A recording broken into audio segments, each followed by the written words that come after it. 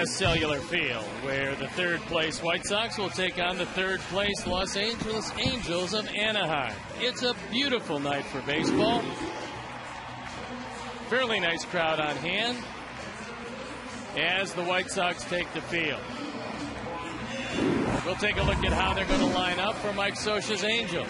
It's going to be Ibar at shortstop leading off, and Kendrick, Abreu, Torii Hunter in center field. Henry Morales, the great young hitter, then Matsui, Rivera, Napoli, and Brandon Wood playing third base and hitting ninth.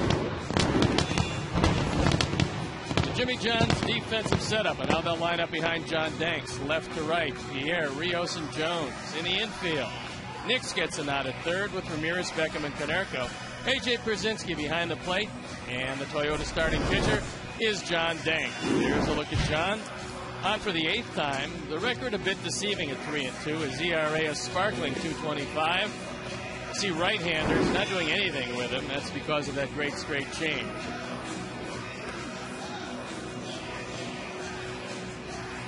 .65 degrees with 40% humidity. The wind out of the northeast, 5 to 10 miles an hour. The forecast, fair and pleasant. It's absolutely gorgeous here at the ballpark. A great day for baseball, and tomorrow it will be better.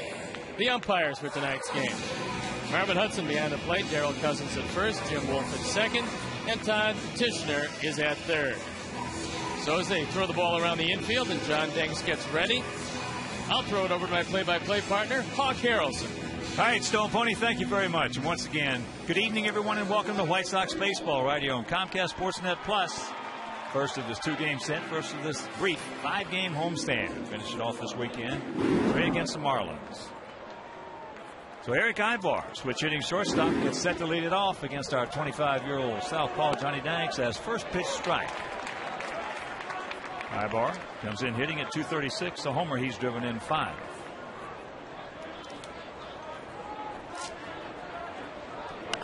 And that is popped up right side. Stay in here. It won't. Second row. And Ibar has been playing a great defensive shortstop. Ibar is a heck of a player. But offensively, he's kind of been lost, and they don't know exactly why that is. But he's really struggled this year, although Mike Scioscia was quick to tell me that he's probably won or saved 5 games with his glove. Well, last year he hit .312, 5 homers, and knocked in 58. And he is, I said, a heck of a player. Remember when he first came up, didn't impress you that much. Then the more you see him play, the more he impresses you. Chops that one foul. These two teams met 9 times last year, with the Sox winning 5 of the 9.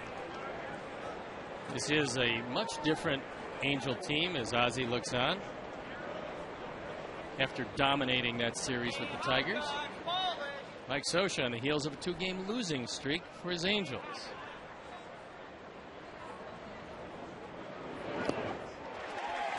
He gone. And that'll do it. 1 down. This is a good cutter down. And again, we talked about Ibar just being lost at the plate. He just expanded his zone, and he's just shaking his head. He just doesn't have any conception of the strike zone. Well, the way he took that one pitch, it just, not that you can get anything from one at bat, but the way he took the one pitch, it appears he's right in between, just like our Gordon Beckham has been. Same situation. Only one guy is a bit younger. Kendrick hitting at .281, a couple of homers. He's driven in 19.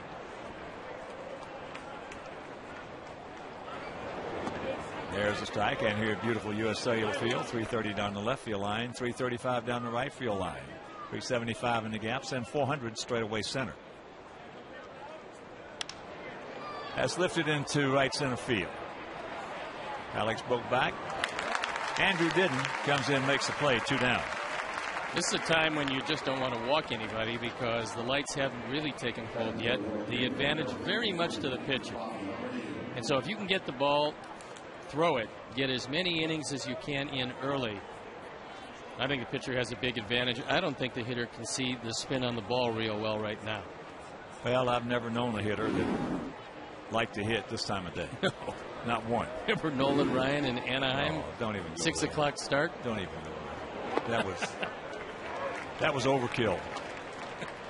That's one of my dear friends in this game, Dwight Evans, former great right fielder for the Red Sox. They're playing a 6 o'clock start there, so I walk in the clubhouse about 30 minutes before the game is going to start. Dewey's sitting in front of his locker, and he goes, "Hawk, let me ask you a question." I said, "What's that, Dewey?" He goes, "You hit against Nolan Ryan." I said, "Yeah." He said, "If you were me in this twilight situation, would you sit on his curveball?" I said, "You want to get dead?" You get to see it anyway. So what, you going to get killed, or what happens if he throws it to you? There's Abreu. Takes it low and in. 2-2. Bobby Abreu. Boy, what a player he's been. 7 times he has walked 100 or more times in the season. He's 36 years old. Last year hit 293 and drove in 103. They credited Abreu last year with teaching this entire lineup some patience, because Abreu has always been a patient hitter. There you see the career numbers. They're very impressive, and you factor in he was a great defender. He's not any longer, but he is a stolen base threat. Well, I don't follow the National League that close. And I knew he was a decent player, with the Phillies. I never knew how good he was till he came over here. This guy's a hell of a player. Well, they brought up Richard Hidalgo and Bobby Abreu out of that Venezuelan academy, and Houston brought him up at the same time. He gone. And that'll do it. 1, 2, 3 for Johnny Dykes after half inning of play. It's the Halos nothing and the good guys coming to bat.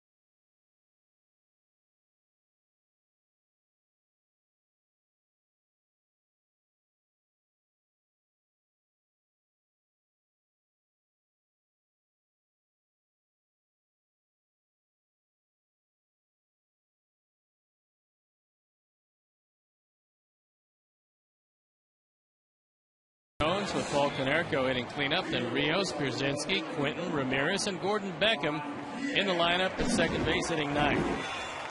Jimmy John's defense and how they'll line up behind Joe Saunders, left to right, Rivera, Hunter, and Abreu in the infield, Wood, Ibar, Kendrick, and Morales. Mike Napoli behind the plate, and the Toyota starting pitcher, Joe Saunders. You look at the numbers, not overly impressive. 21 walks, 21 strikeouts. You see right-handers hitting him a little harder than the left-handers. But last time out against Oakland, he threw a 4-hit shutout. So perhaps things are getting a little better for him, because he really struggled at the beginning of this year. Well, if there's a definitive, not so much pitch that we have seen from Saunders, who, as you mentioned, is 3-2 against this lifetime, is that when he pitched inside against us, he was really tough. When he tried to keep everything away, we got to him. As Juan Pierre takes ball 1. Well, he also has a very good straight change, and it's a lot like John Danks. He'll change eye levels to the hitter, but that straight change is something that makes him pretty effective. Any left-hander. Yep. Any left-hander. More so than right-hander. And still the mystery is most of them just don't throw it to the left-hand hitters. And before we show you our picks to click, You're at home, select yours as Pierre, a little chopper, 2 hopper, Kendrick. 1 out.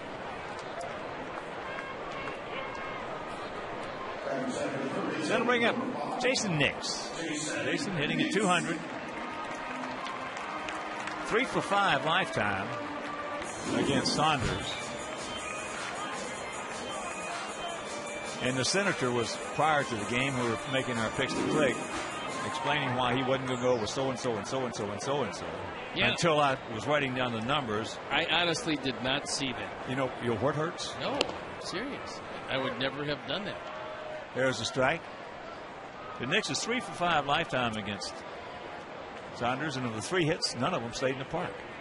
Had I known that, I would have taken Joe Mauer as my pick to click. Ooh, that's nice. Didn't get that one. If he doesn't get that inside fastball to the right-handers, it's going to be a pretty good night for us. Gap in right center. And that's outside. 2 balls and a strike. There you look at the defense, and they play Nix as a pull hitter. Torrey Hunter, who had off-season surgery for a sports hernia, not quite as fast in center field these days. High bar. And right now, let's check out our picks to click. Jim Angie, our director and recruit, with Juan Pierre, Steve. Well, he's going with Jason Nix. And Nicole Manning, Jeff Chanel, Amy Sheridan, Dan Milton, Roman Farias, Justin Tuazon, and Rocco Fusco. 9. We're going to go with Gordon Becker to get him out of this phone.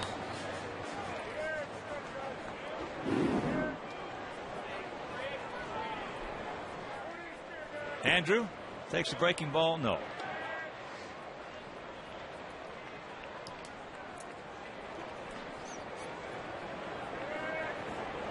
Bit of a gap out there in right center. And there's a chopper 2 hopper and an easy 1-2-3 inning for the 28-year-old southpaw out of Chandler, Arizona, Joe Saunders.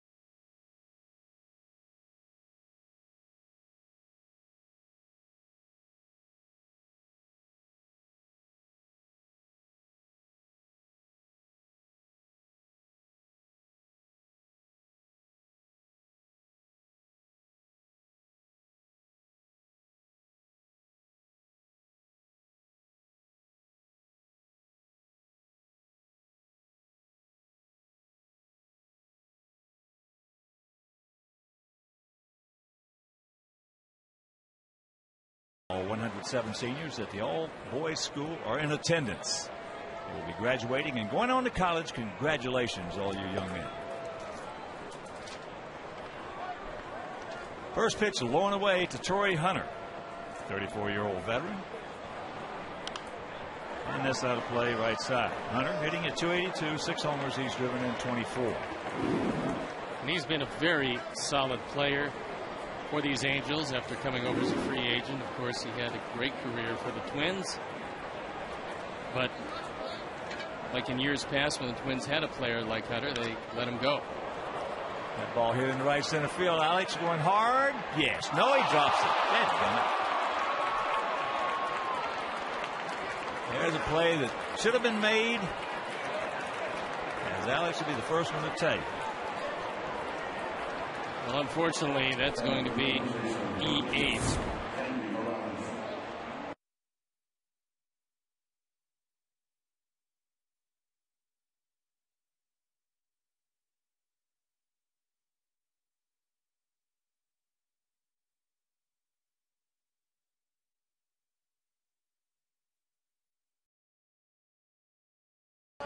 This is a guy that I fear probably more than anybody in this lineup. Kendry Morales. Well, he's the most dangerous outside of the man on third base and 2 out, and that'd be Matsui, who's on deck. But this guy here's got a chance to be a monster. He's just 26 years old. Last year, hit .306, 34 homers, and drove in 108. Switch hitter.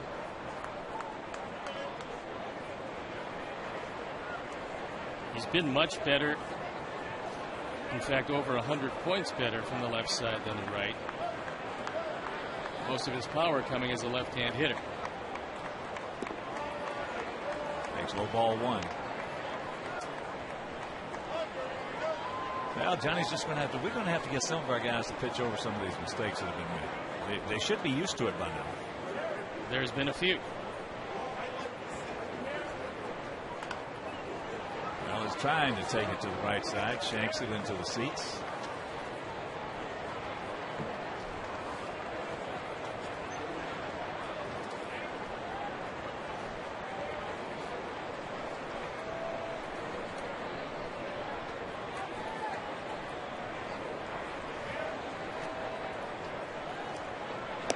And that's up high.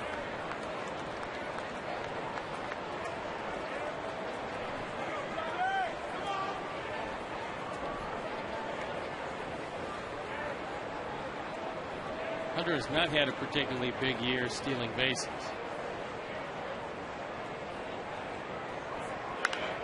And that's outside. Foul lines. And the count 2-2. I think he stole about 18 last year. 4 for 7 this season. Yeah, that's percentage-wise not very good for him. In fact, this Angel team has swiped 28. They've been caught 13 times. They just haven't been running that much. That's not going to get the job done. And a good changeup. As the throw is bad from Alexi, and Pauls comes off the bag and puts it on him, so 1 out. We'll take a look at the play that Paul.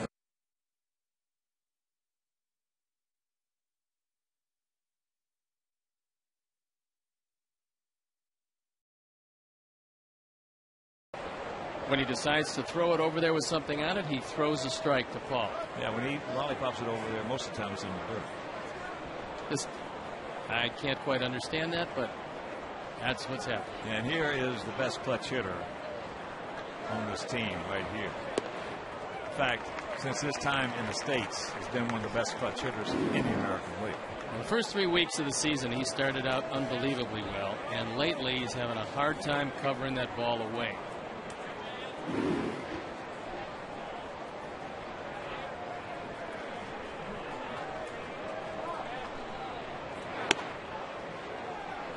One and one to count. He is 35 years old now. And when they let go of Vlad Guerrero, they went out and got Matsui thinking that he would replace the production.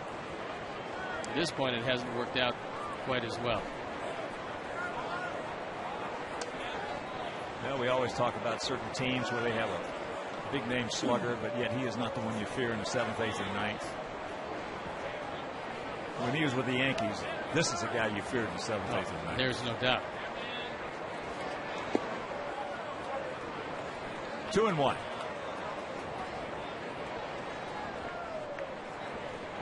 See what's happened in the month of May. He got off to that very good start. We told you about the struggles. 154 in the month of May. There goes Torrey. They should have him easy. He got him. Didn't get a good jump at all. Now, we talked about the fact that he hasn't been getting great jumps, and also with a left-hand hitter up and a clear, unobstructed throw to third.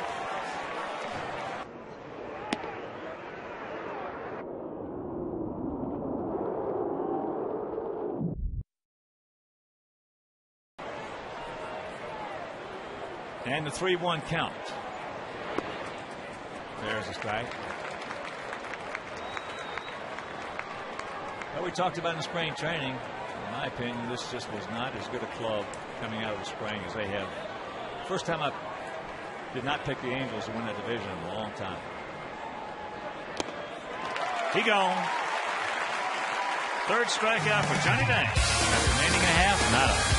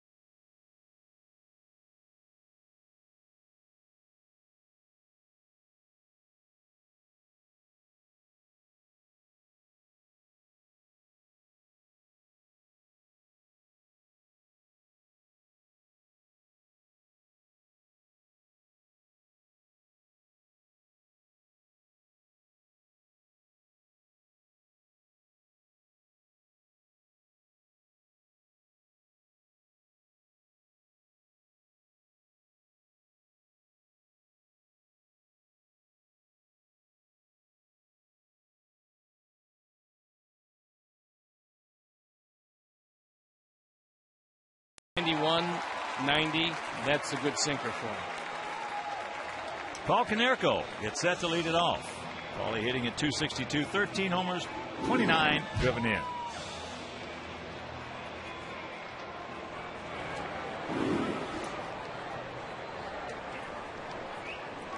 Outfield. Spread out, swung around to the left. Yap out there in right center. Takes that pitch downstairs. Paulie 4 for 13 lifetime with a homer against Saunders.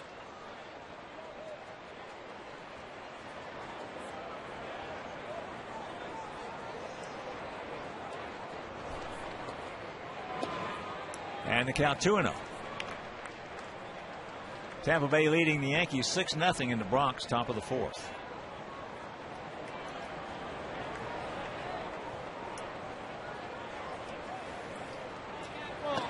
There's a strike right there.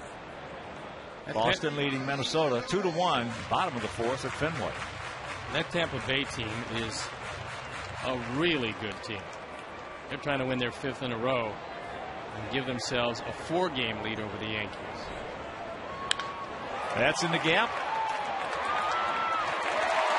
So they'll cut it off, and there's a leadoff single. And cancel the post-game show.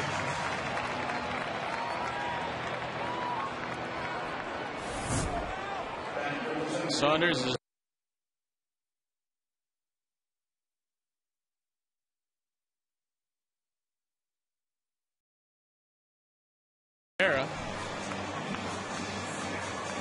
this whole outfield all the way around, Rivera, Hunter, and Abreu, they've all lost about a step. It's not a very fast Angel outfield, and that's a radical departure from years past.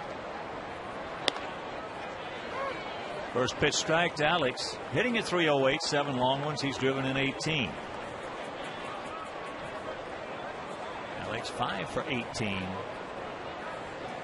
lifetime against Saunders with a homer. Just catches the outside edge of the outside corner, and the count 0-2.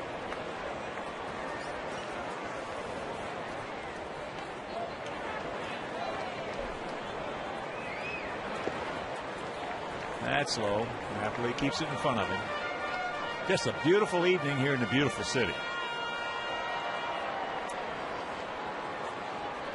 So far this month, Alex Rios doing a very good job of it.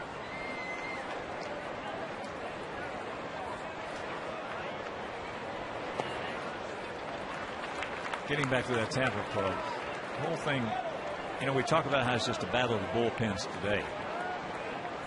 Now, you can protect your bullpens with your starters if you have some good ones. And in 08, that's what happened with the D-Rays. Their starters protected that bullpen and kept them fresh all season long. Now, if they can do the same thing this year, they're going to win that division. If they don't, there's going to be a scuffle. That's into right field. Abreu lost it, now comes on. Well, the one thing that Tampa Bay does have is speed.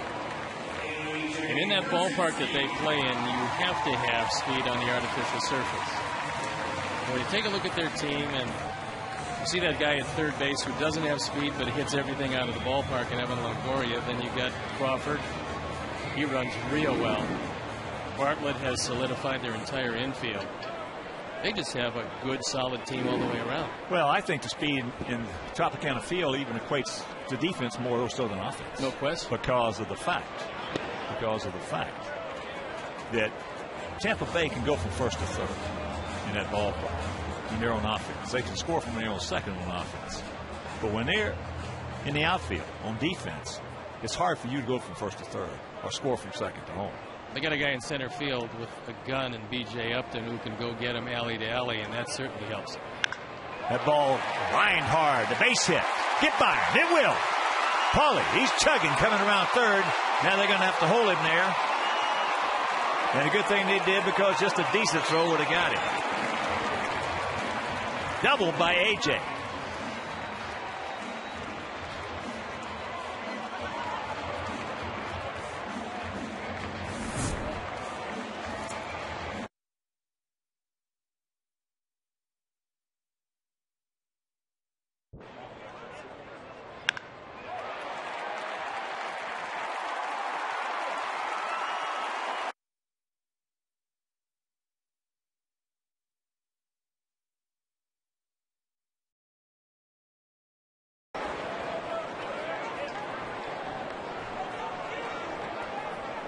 So here is Quentin Carlos hitting at 200, 4 homers. He's driven in 22. Carlos with a big day yesterday. A couple of singles, 2-run double, run scored. And he did it all in right and right center field. So now we'll see if the scouting report says get the ball into him. If that's the case, he will hit it pretty hard. That's high into left field. That's going to be good enough to score Paulie. So he will score, and it's a 1-0 Sox lead.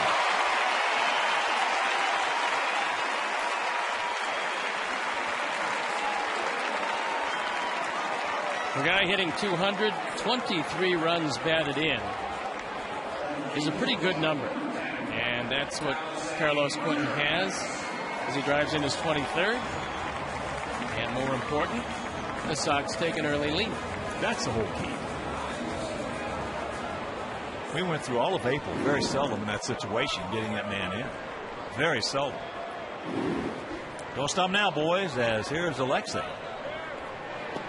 Breaking ball, no. Gordon Beckham on deck.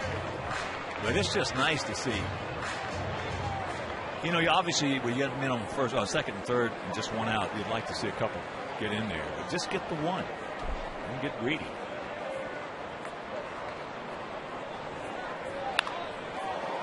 The ball's hammered into the LG Skyline club seats. Alexei gets around a little quickly on that.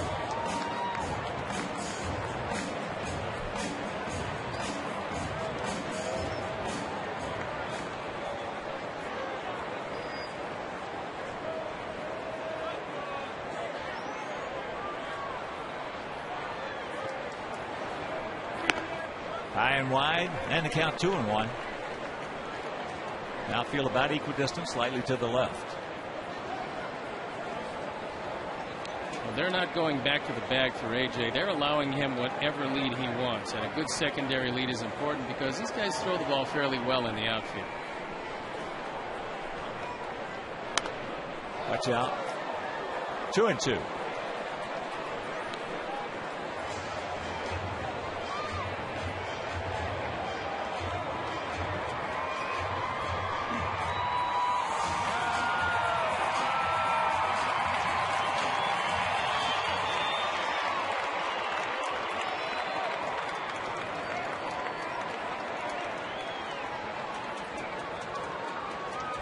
Time is called. There's another area that's really not talked about that much in baseball is when you're talking about a team with good, balanced team speed. It just gives your hitters more room to hit. Well, this you got one of those guys, either the shortstop or the second baseman, according to the hitter, is going to have to stay hang close. Well, this is as good a speed as the Sox have had in a while. And in this lineup that Ozzie has prepared tonight, you got a little speed at the top, one guy with speed in the middle, and some speed at the bottom. That's lifted into short right center field. Can of corn for Hunter, but the Sox get on the board. The sacrifice fly by Carlos Quentin knocks in Paul Konerko with single. There's 1-0 good guys.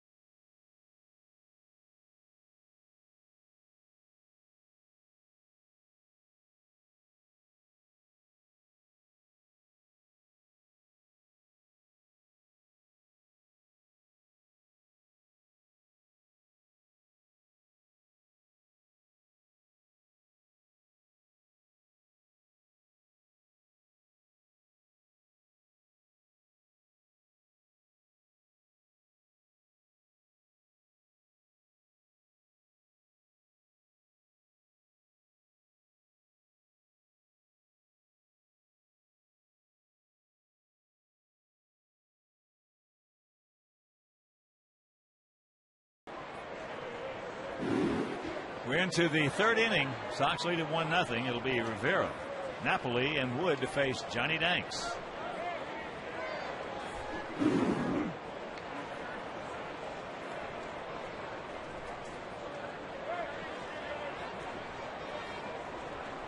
Rivera hitting at .250.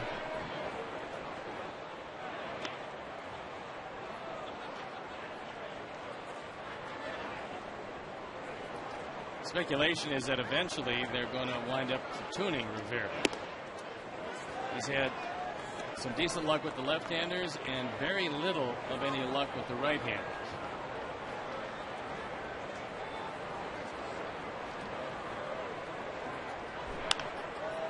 And that is fouled out of play. A good 2-0 swing right there by Rivera.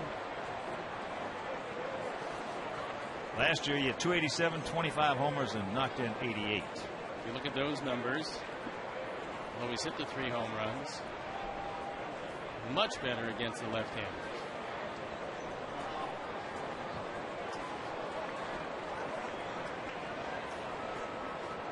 First of a 2-game set against these Halos. Tomorrow night, Jake Peavy against Irvin Santana. That game will be over Comcast Sportsnet. Comcast Sportsnet Plus this evening. There's Jake Meister. Has been pitching well. He gone. Changeup. Rivera with a few words from Marvin Hudson, thinking that ball was a little more inside than he would have liked.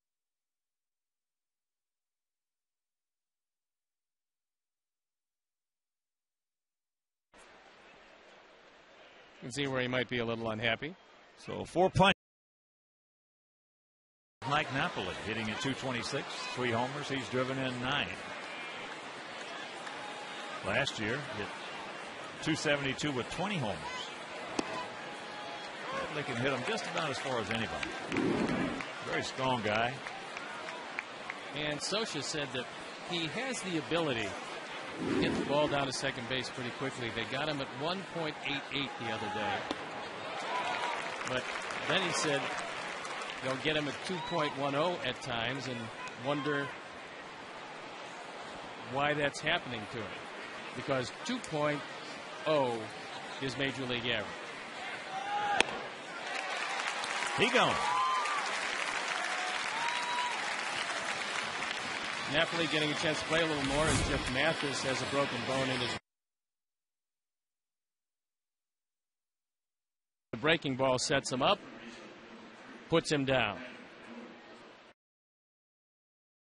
Baseman, 25-year-old Brandon Wood hitting at 167, a couple of homers. He's driven in 7.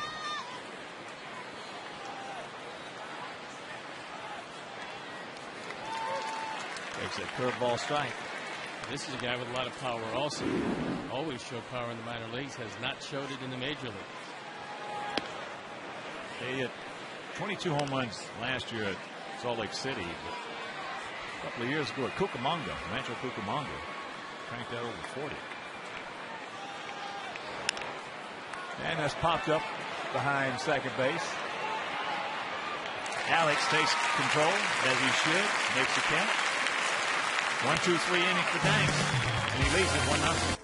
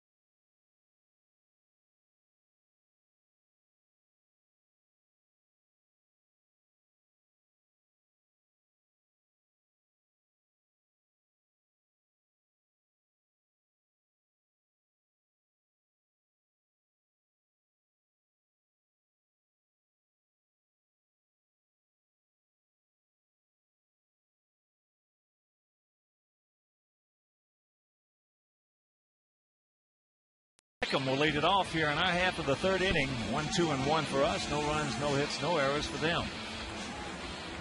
Gordon hitting at 188, a homer. He's driven in 6. 6'3", 210-pound southpaw. Joe Saunders. They just come in there 6-12 on the road this year, 12 and 11 at home. And the count very quickly 0-2. This is a team that really misses what Vlad Guerrero could do for him, especially the Vlad that's not playing with Texas.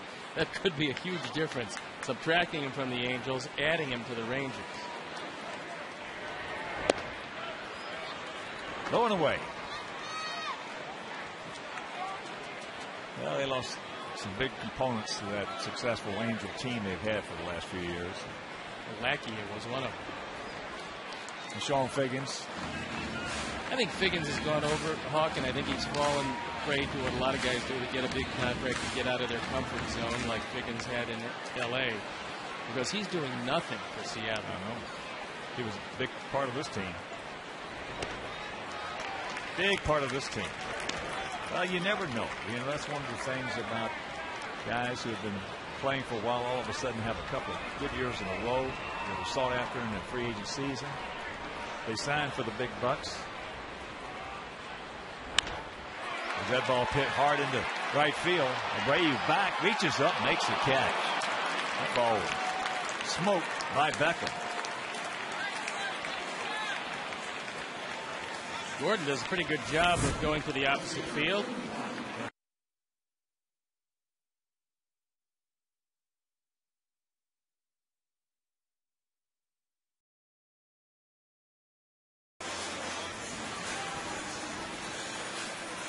But you never know how a guy's going to handle it. All of a sudden they know they're set for life. And sometimes that will take its toll on a guy. I mean, as far as being competitive, I've always believed in having a sense of urgency. Now, those days are gone. And today, a sense of urgency would be interpreted as a one-year contract. Well, those days, no more. No, you're not going to see that anymore. But Figgins got 36 for 4 from Seattle. They didn't hit well last year. They're not hitting well this year. And they viewed him as the guy that was going to be the catalyst for that offense. Get on, steal some bases, do what he did for the Angels. And so far, he's hitting in the ones. Well, very seldom you ever let a hitting coach go very quickly, and they did with Alan Cockrell. Now that was a very strange situation because you don't work with Ichiro. And some of the guys that hit for him last year are gone. Here's the 2-2 pitch. Juan 0 for 1. Grounded out to Howie Kendrick at second.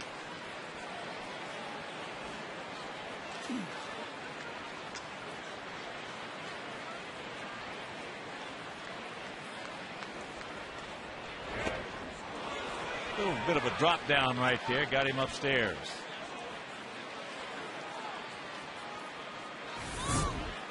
We don't see Juan strike.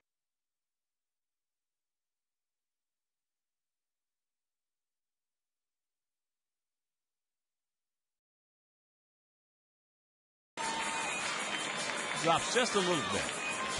Like Saunders did right there. Most of the time you think it's going to be down as a hitter. I also think he might have been looking for a breaking ball because that was the first time he dropped down tonight. Well, if you don't think breaking ball, you're looking down. And it wasn't close. Here's Nix. He grounded out to short, hit the ball hard. There's a breaking ball strike, curveball.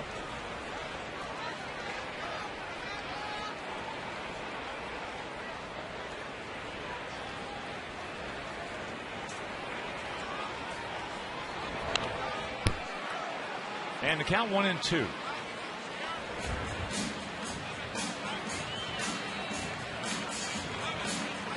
Scoreboard reads 67 degrees. We haven't seen that number in some time.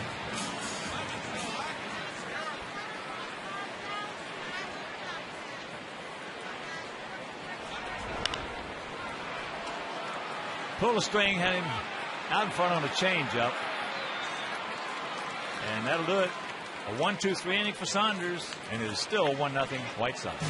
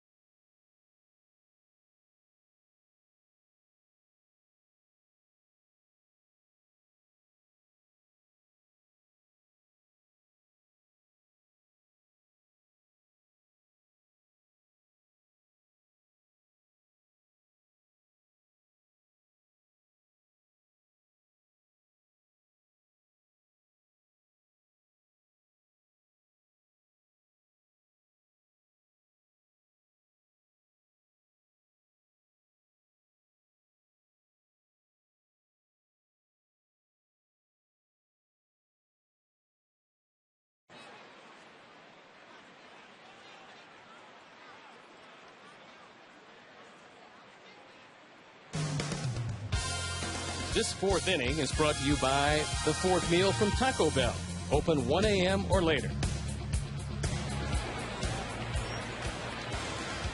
Top of the fourth inning. Sox lead at 1-0. There's a bunt. Johnny's got time. Takes it, makes it. So Ibar is retired.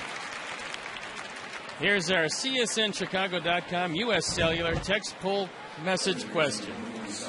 What excites you the most about the White Sox so far this season? A, Paul Konerko's power numbers. B, the reemergence of Andruw Jones. C, Alex Rios' strong start at the plate and in the field. Or D, Sergio Santos' stellar start in the bullpen. Text A, B, C, or D to 53695. And stay with us after the game with CSN Chicago postgame.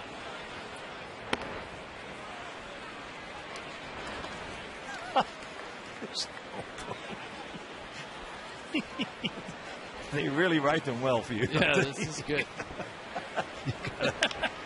You got to decipher and decode on the run. That's in the right field. 2 down. You have had some Lulus this year. Hold on. Well, it'll get better.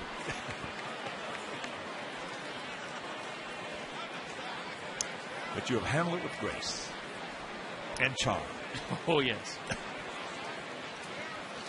Here's Abreu. Caught looking. In the first inning. Takes strike one.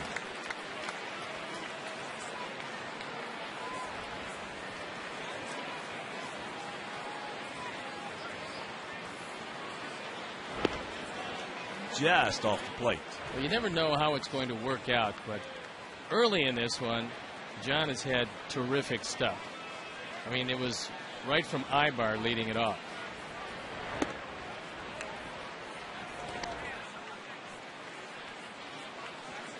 Turn one to count to Bobby Abreu. What a play. Fouls that back.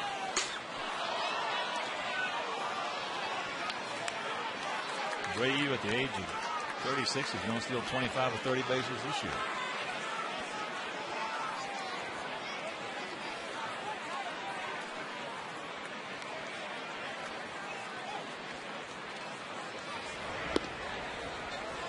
Full count. What an exhibition he put on in a home run hitting contest in Comerica Park. That's the second best we've ever seen. Josh Hamilton in Yankee Stadium. Whoa, close right there. I think one of those fastballs John certainly wanted, didn't get. And Abreu, who normally walked.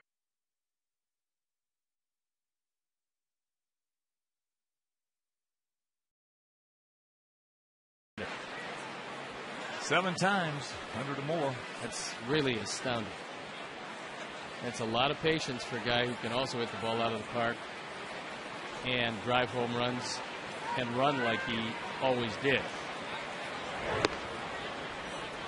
Corey Hunter takes ball one. He hit a fly ball into right center field. Alex had a long way to go, but he got there and then just dropped it for his first error of the season.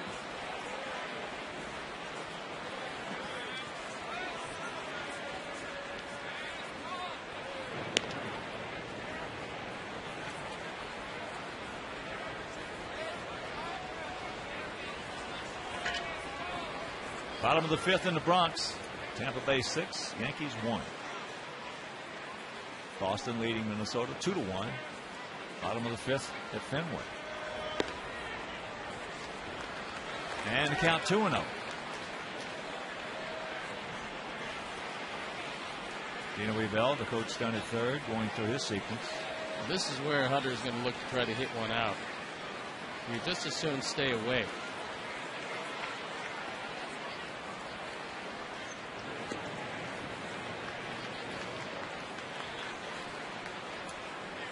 Unless he is dead sitting on a pitch.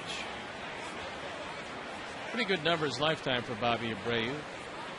76% effectiveness stealing bases.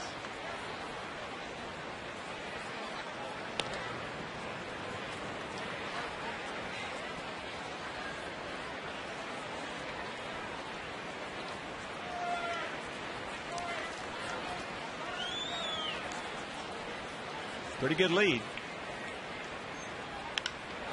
And that's when he was sitting on dead red. Got it, and it is 2-1. That count. When you sit dead red is on a 2-0. 3-1 count. Well, I know that A.J. wanted this ball away, and it didn't look like John Danks could get it there. So Torrey Hunter hits his 7th, drives in, runs 25 and 26. And we'll take a look at the location. You see where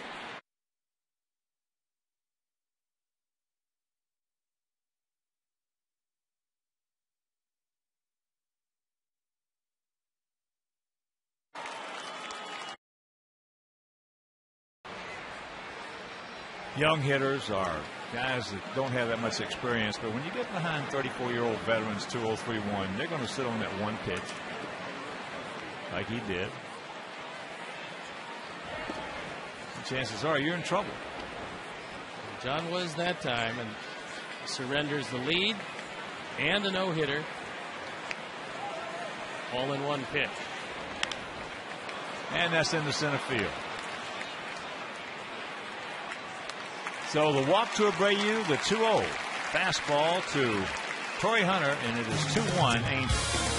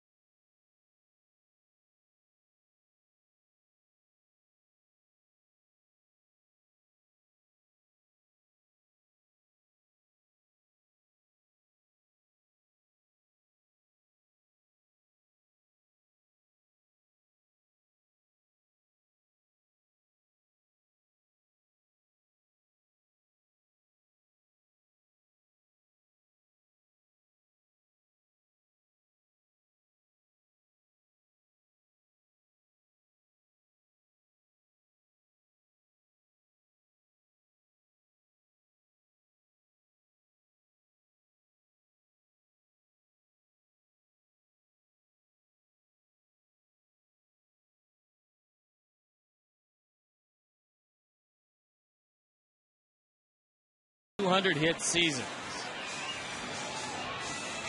It's a 2-1 Angel lead here in the bottom of the 4th inning. 2 runs on 1 hit. Danks fell behind in the count 2-0 to Torrey Hunter after he had just walked Bobby Abreu, and Torrey sitting dead red, got it, and hammered it. So it'll be Jones, Konerko, and Rios here in the half of the 4th.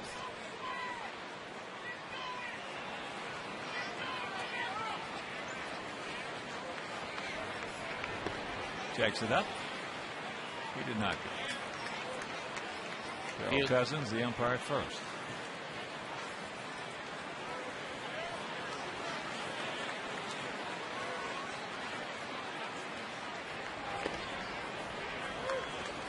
Wow.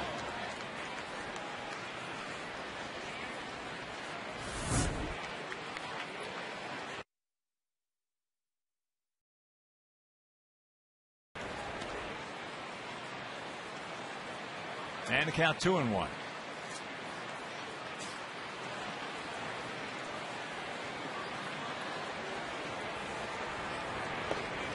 Pull the string on him. Good motion right there with that changeup.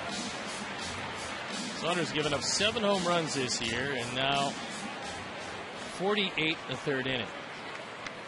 And when he tries to hit the outside corner and cuts the fastball a little bit, it goes right over the heart of the plate for the right-handers.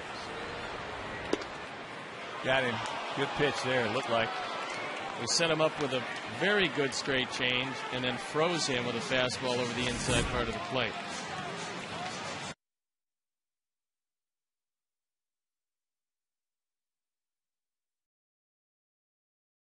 second with a single and came around to score.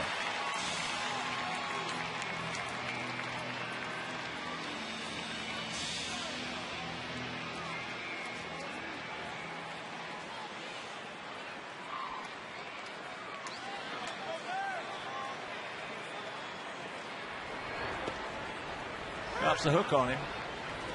They're giving Konerko all of right center field. Torii Hunter is in left center. Abreu is straight away right, and there's a huge gap in right center. And Paulie was trying to take that one into right center.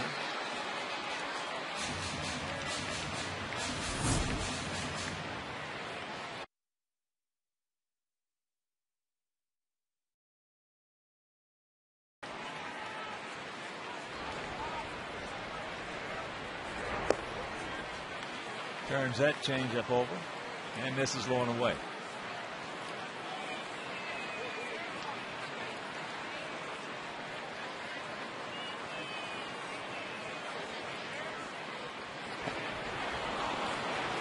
And that is out, number 2.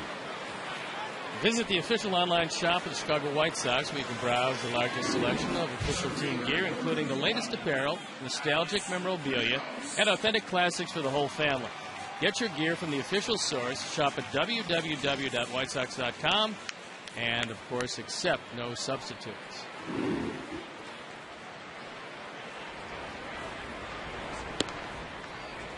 Alex Rios takes that pitch inside. Alex went out to right field.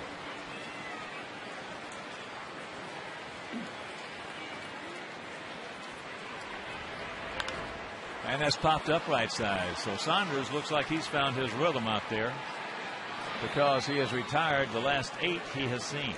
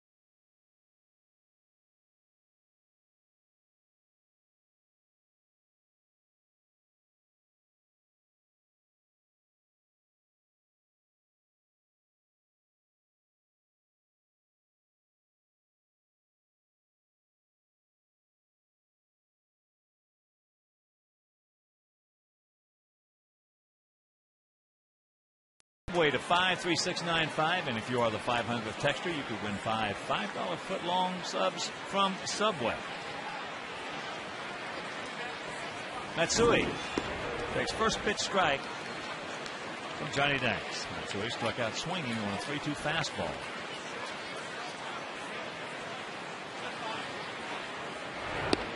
And the count 0-2.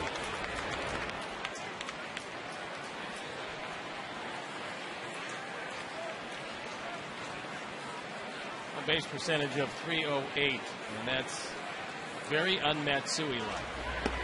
That's a high.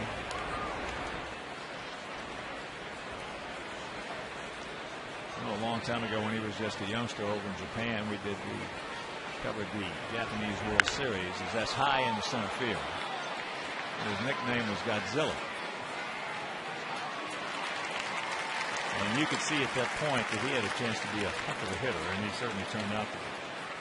He went to the Yankees, and There's been a lot of hitters that have come over here. Obviously, a lot of pitchers have come over here from Japan. But he probably was the best of the bunch as far as a clutch hitter. And I think the Yankees benefited from having him around, because with all the stars over there, he was a guy that consistently came through with hits that beat you late. Against good left-handers as well, because when the 7th, 8th, and 9th inning rolled around, when the Yankees had a 1 or 2 run lead, or they were down 1 or 2 runs, Matsui was going to see the best left-hander that the other teams had.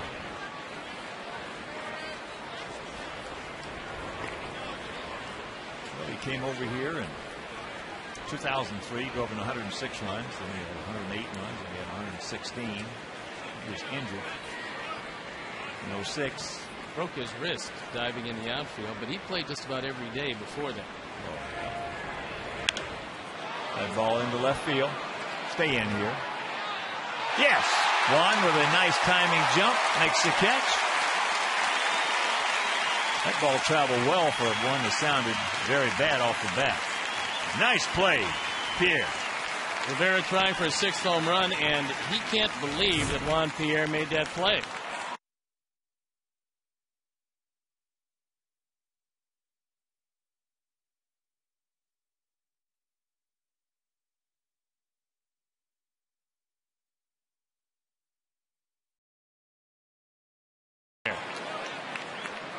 So here's Napoli. Those high changeups have a tendency to go a long way. Especially middle in.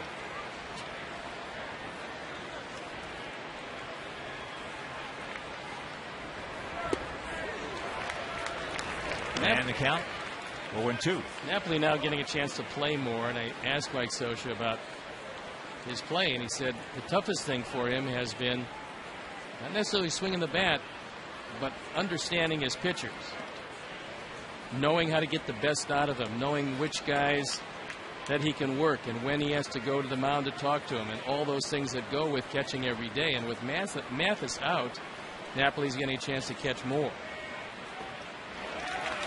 Got him. 1-2-3 inning because of a fine play by Juan Pierre.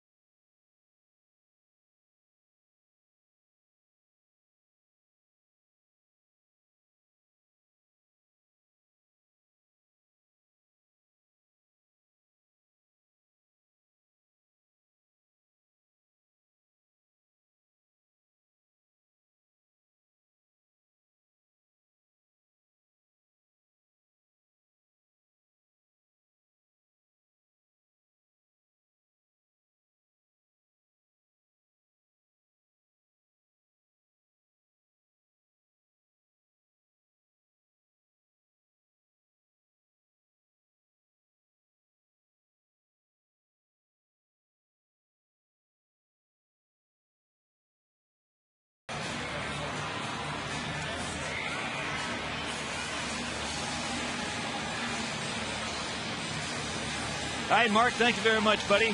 Right here in the bottom of the 5th inning, we are down a run.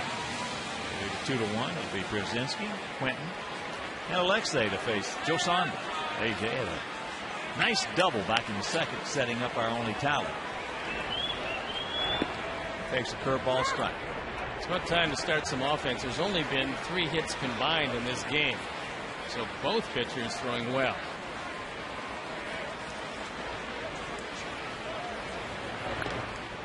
Good pitch. Hit on the fist. Well, you were just talking about Napoli finding out about his pitching staff. He's done a pretty good job tonight with Saunders, because the first responsibility of the catcher is to find the pitcher's rhythm, get him in it, and keep him in it. And if you notice in between pitches, AJ did not check it up.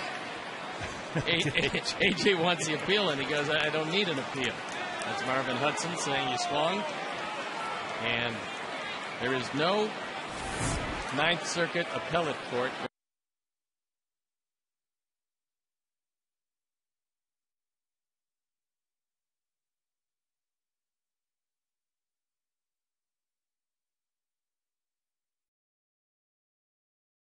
So here's Carlos. He had the sacrifice fly to knock in his 23rd run back in the second.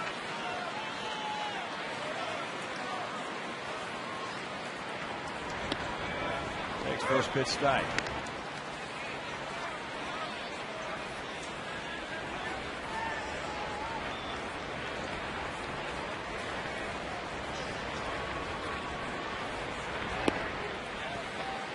The big advantage for Mike Napoli, you couldn't have a better manager than Mike Scioscia, who was one of the better catchers around during his day.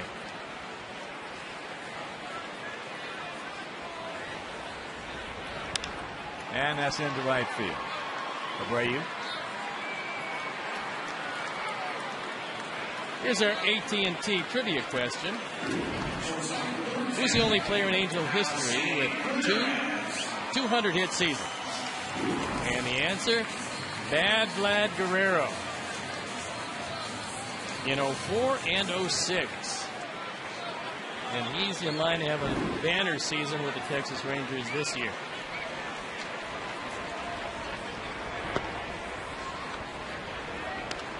Want to know the count to Alexei. He went out softly to center field his first trip.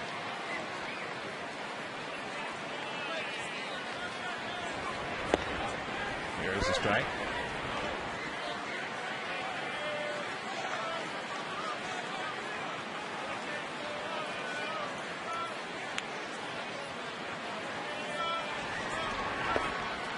And the count 2-1. Boston now leading Minnesota 3-1. Middle of that ball game at Fenway.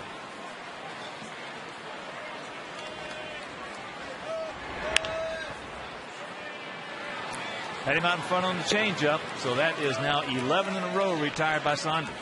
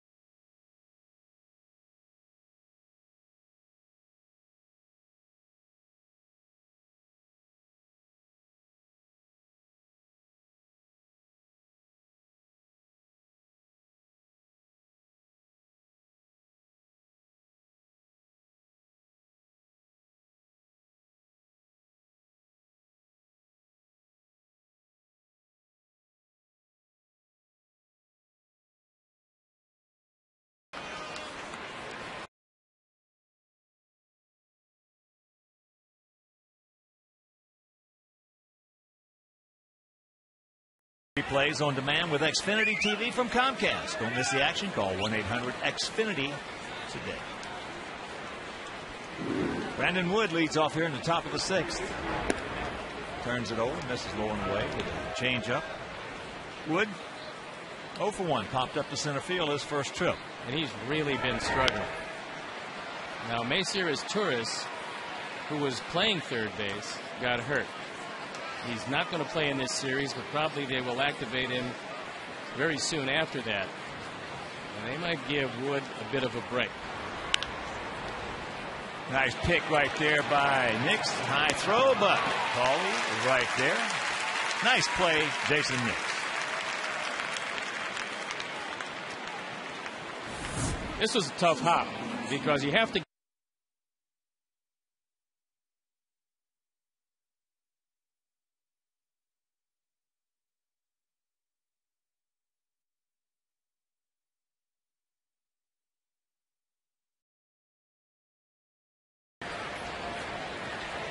Eric Ibar struck out when he tried to bunt, and Danks threw him out.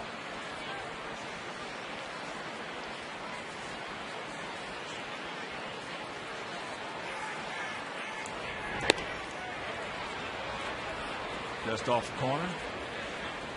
And the count 2-0. Both pitchers have kept it pretty much to a minimum in pitches. It's high as a can of corn for Rios. 2 down. Support your Chicago White Sox by becoming a season ticket holder. The White Sox Ozzie plan features 13 games, including Cup Series tickets, leaving the rest up to you. Prices vary depending on selected seat category and game choices. So for details, visit WhiteSox.com or call 312-674-1000 to speak with a ticket sales representative. First pitch to Howie Kendrick. Hit softly off the end of the bat. Very quick. 1-2-3 inning for Johnny Danks. And after 5.5, it is 2-1 Angels.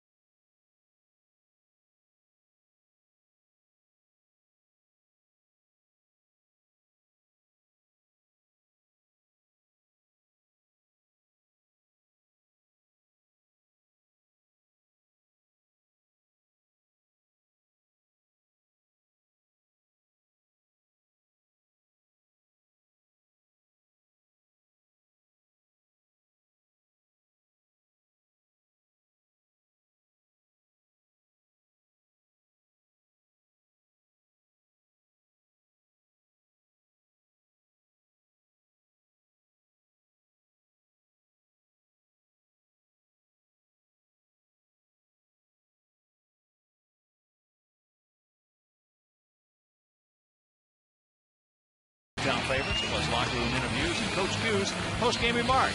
Smirnoff Vodka Blackhawks post-game live Friday night at 10 after every Hawks playoff game on Comcast Sportsnet. Oh, Hawks! Man. 2-0, 4-2 last night. Big night last night. And they're going to be playing Friday and Sunday for games 3 and 4. Here's Gordon Beckham. Hit the ball hard to right center field. Abreu went back and made a nice catch on it.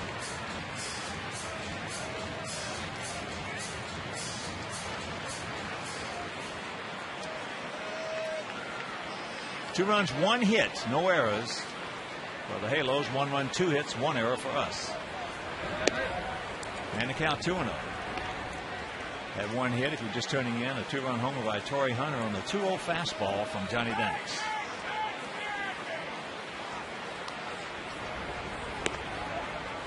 And the count's 3-0. Don't help him out. He has retired 11 in a row.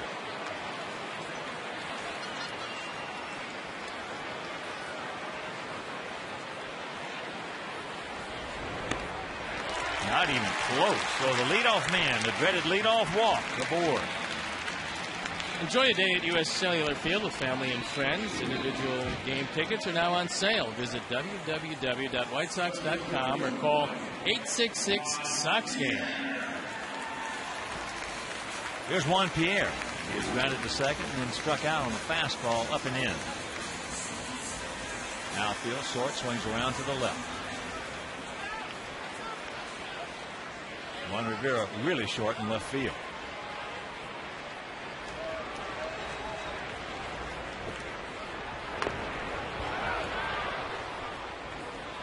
Fortunately, that one bounced up and hit Juan while he was still in the batter's box.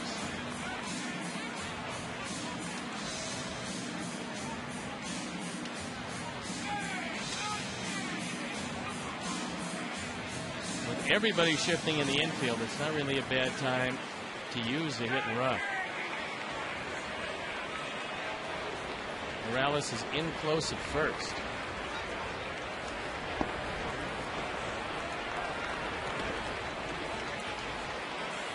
One and one to count.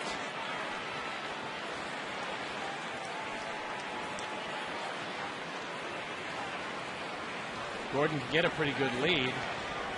And Napoli, on occasion, has a very long, slow delivery to second. And that's outside. 2 balls in the strike.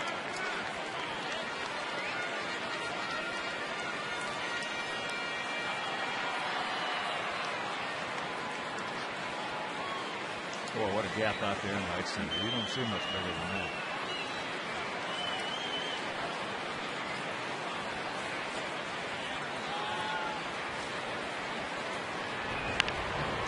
And he gets it by him. Beautiful play right there by Juan Pierre. And everybody is safe. Yes. Kind of surprised that Wood didn't go after that ball to his left. It's like he didn't pick it up off the bat. He comes in.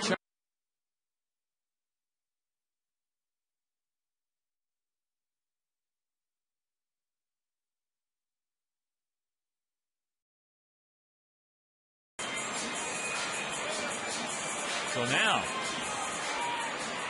first 2 men aboard, and here's Jason Nix, who is grounded to short, and he has popped up to center. Corners in close and on the grass.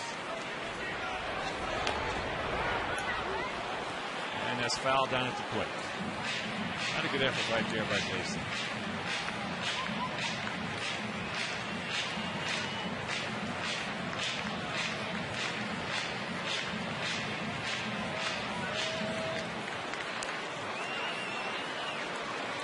Big spot right here. Got to get some execution, boys.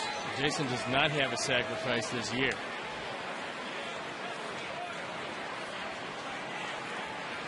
And they're playing short and around to the left on him. Another big gap out there in right center. And that'll get the job done. Nice bunt right there. So the sacrifice 1-4.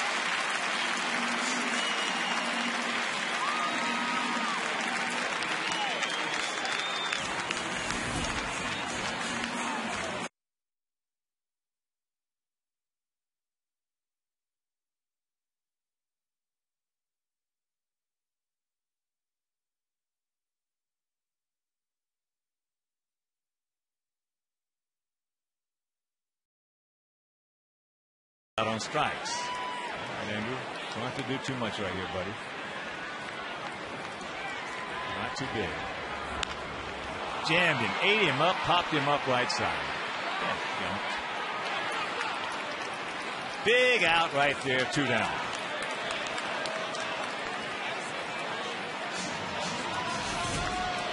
Andrew looking for a ball.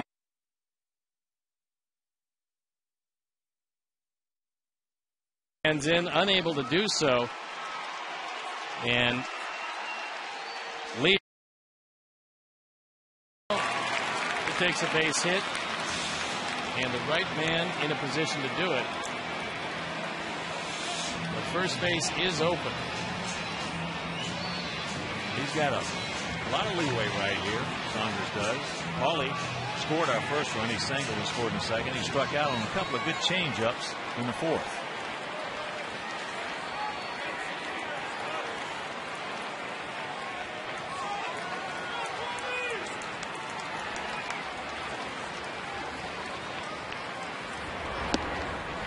Good eye on that breaking ball.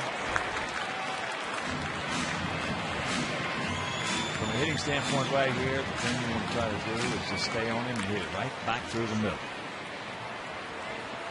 Napoli goes now to the mound. But you want to hit the fastball back through the middle. That way you stay on it if it's a breaking ball, or you stay on it if it's a changeup. Well, Marvin Hudson goes out to break this up. Nobody in the bullpen, so Napoli is telling him to most likely try to get him out of the strike zone. You do have first base open. You can use that for your advantage. And he's probably telling him that Paul is the leading run producer on this team. He's got a lot of leeway. Alex Rios on deck. And the count 2-0.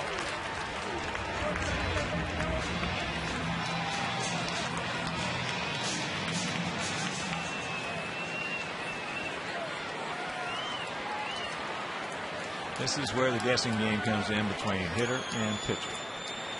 And it's not so much pitches as it is location. And the count 3-0. Well, he's not giving him even anything to look at. No. He's missing by plenty. Pretty much saying, if you want to get yourself out, I invite you to do that, but I'm not giving you anything to hit.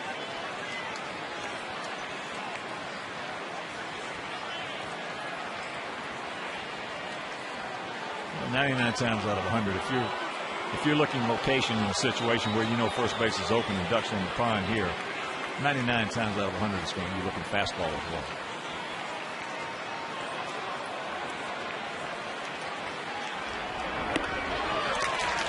He just went right around him. So that'll load him up for Alex. Alex has gone out to right and he has popped up to second.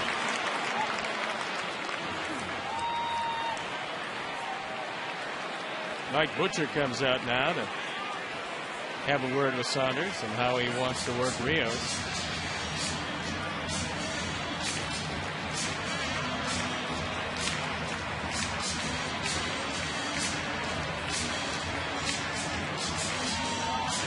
Morales arriving to the mound a little bit late to hear what Butcher had to say.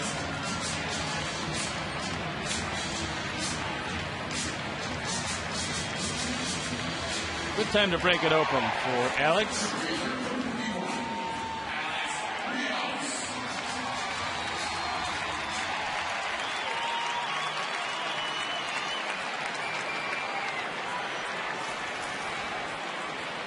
First pitch always big in a situation like this. And he starts him off with a changeup.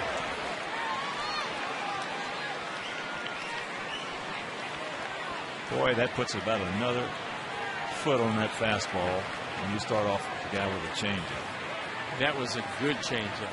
You couldn't tell by arm slot. You couldn't tell by velocity. And another one. He backs it up with a second one out of the zone. That's when you know you've got a pretty good one. When you can throw two in a row, and there's some pitchers around good enough to throw three in a row. And the third one is usually low and out of the zone, or a face-high fastball up and out of the zone. Slow, low, hard, high. There's a nice block by Napoli. Actually, it was such a bad pitch, it was a fairly easy block. Well, this is about a 50. And Napoli able to stay down and block it. You keep the elbows in, and it just drops at your feet.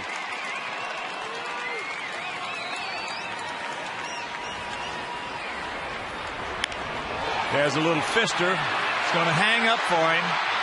So we blow a golden opportunity. First two men get aboard. We got men in second, third, one out. Can't do anything and we trail it 2-1.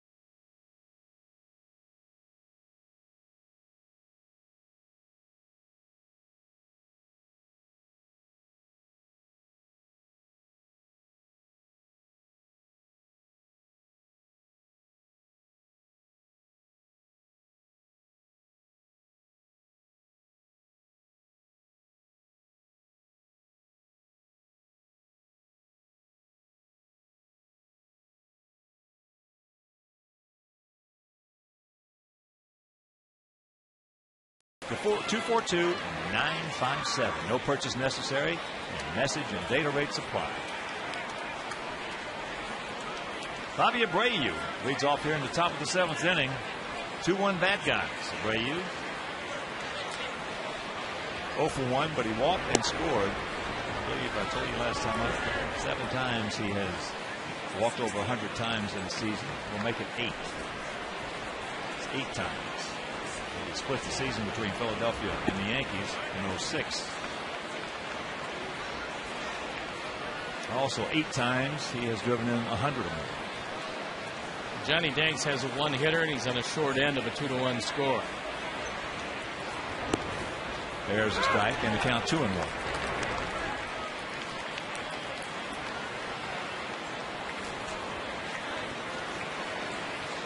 We talked about the Venezuelan Academy that brought Richard Hidalgo and Bobby Abreu to Houston around the same time. They had to make a decision as to which one to keep, and they decided that Hidalgo, who had some big years, but just a few of them with Houston, was the better choice. They let Abreu go in the expansion draft, and he went on to have an amazing career. Dreaded leadoff walk.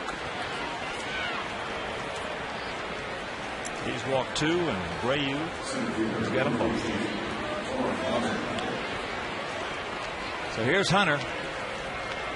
After he walked Abreu back in the 4th with 2 down, he walked him, and then Torrey had a 2-0 count. Sitting dead red, he got it and took it out of here.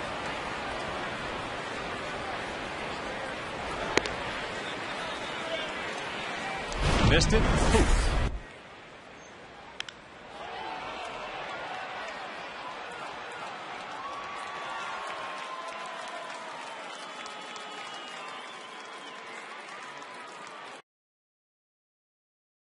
Thing about good hitters, when you're 2-0-3-1, you don't have to zone in location as much as you do pitch.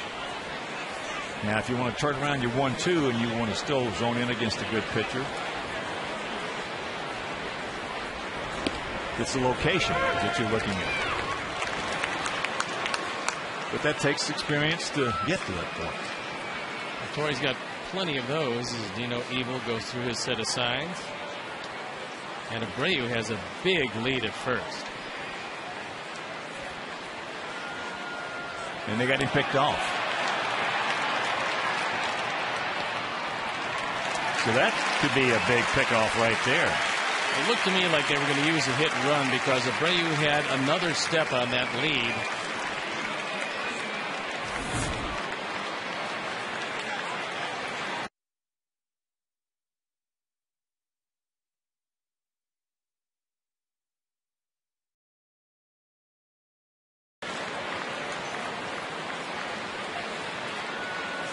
And the 1-1. Foul over the thing. Over the dugout.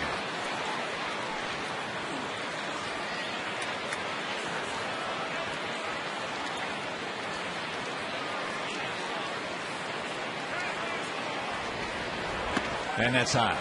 So 2 balls, 2 strikes. Get him in his rhythm, AJ.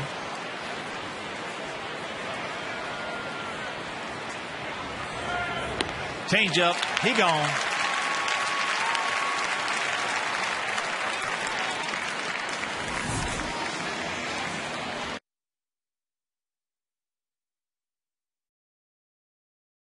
Hunter.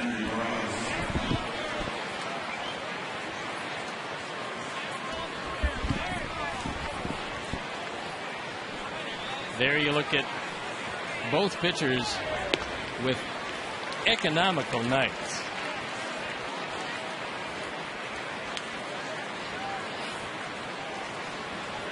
Morales is dangerous. Big hack. That change. Kendrick is grounded to short and going out to center. Turn that one over vis-a-vis a little hard screwball, hard sinker.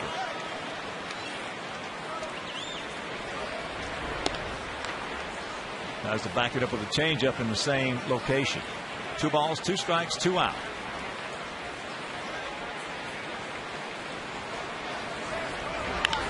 That ball off the end of the bat into left field. And that'll do it. So he walks. The dreaded leadoff walk picks him off. Strikes out Hunter. 7th inning stretch. We need 1 to tie.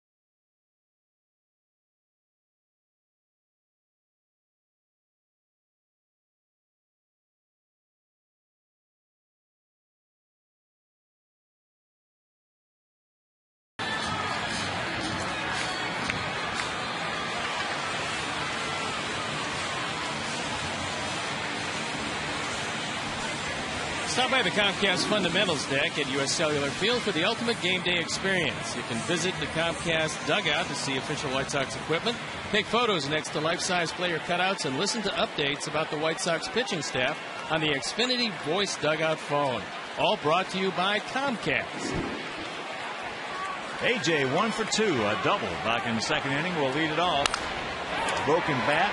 Abreu playing fairly deep. Comes on. No problems. 1 pitch, 1 out. Joe Saunders has really settled down. He had some problems in the 2nd inning. He had some more problems last inning, but was able to make 2 good pitches and get out of it. But he's changed speeds. He's gotten the changeup over when he's had to. And more important, a couple times, he's cut that fastball in on the Sox right-hand hitters and jammed them with really important situations. Well, the one he did with Andrew right there, that was the best pitch he's really thrown tonight as far as a critical pitch. That's what that cutter will do, even to outstanding hitters. Carlos 0 for 1 with a sacrifice fly.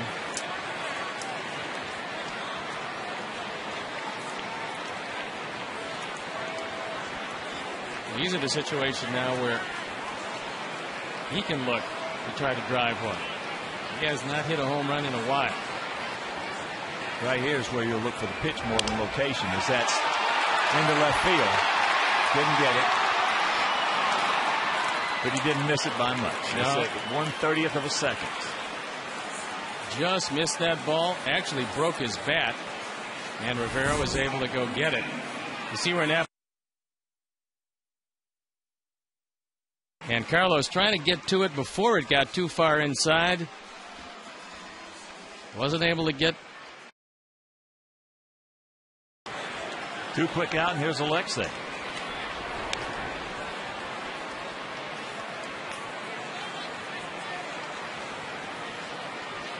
Like some of our hitters, other hitters, Alexei has really been kept off balance tonight by Saunders. And all Sox fans know that left-handers with a good changeup just give us fits, and have for some time.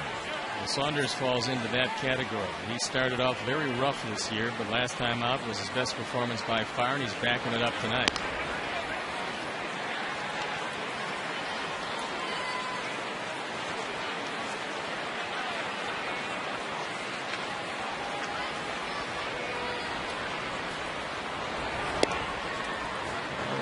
Rule Saunders in the past when he's pitched well against us, then because he got it, he threw it, and threw strikes, pitched inside, and that changeup really became effective then. And that's outside. So the count 3-1. He was out of that Burley school there for a while.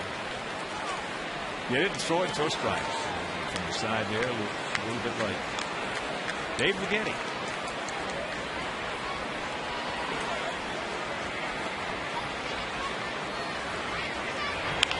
Ate him up. Ibar on the move. It didn't take long, and we're into the 8th.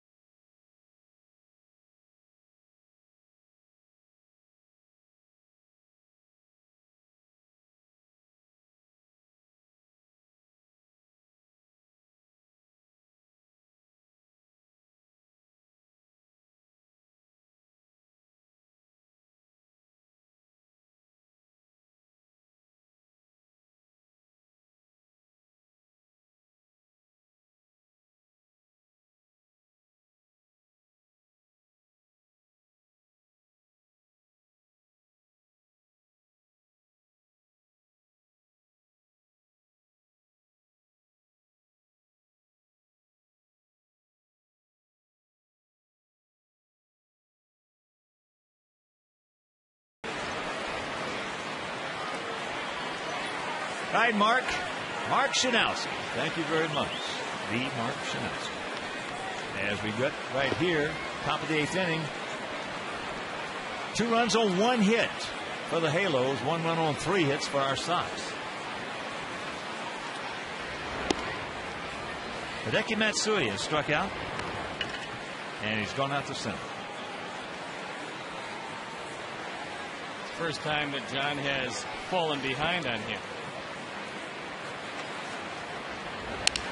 Broken bat.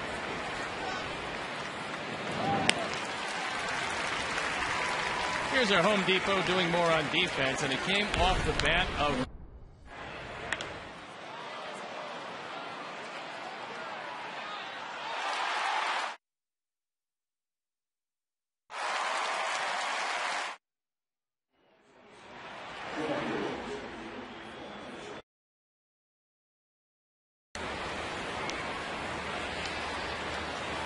Rivera also struck out. There's the base hit. Rios quickly over, cuts it off. Prorated White Sox season ticket plans are on sale now. Whether it's full season, weekday, and weekend plans, they offer the best seat locations at the lowest prices with the most benefits. Call 312-674-1000 or visit WhiteSox.com to reserve your seats today. Don Cooper on the phone. He wants that bullpen to start to get loose. It's only the second hit John Danks has given up tonight. And here's Mike Napoli, 0 for 2 with a couple of strikeouts.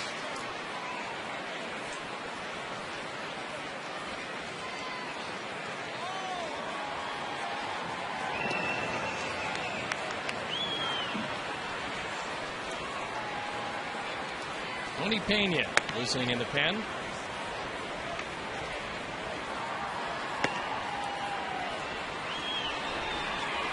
Outfield spread out straight up. And there's another base hit. Jumps all over that high sinker. Well, one of the things that John didn't have to do but did was worry about Rivera at first base. He hadn't had an attempted steal all year. And Napoli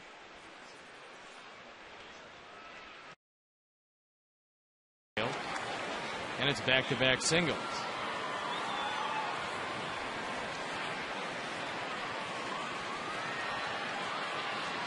Most of the time, this is where Danks has that just terrific quality of being able to dig down and really compete. Well, Wood has grounded into a double play twice this year. He doesn't have particularly good speed. And there isn't good speed on the bases for the Angels.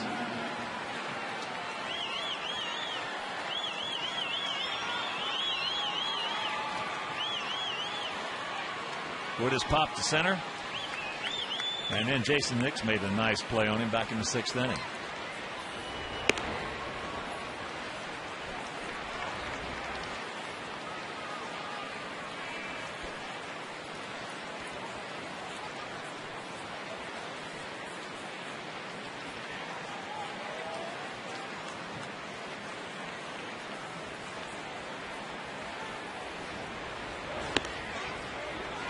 Just off the plate and a count 2-0.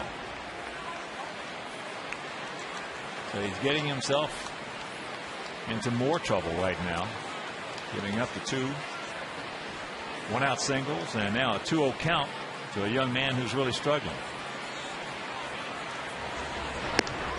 And it's 3.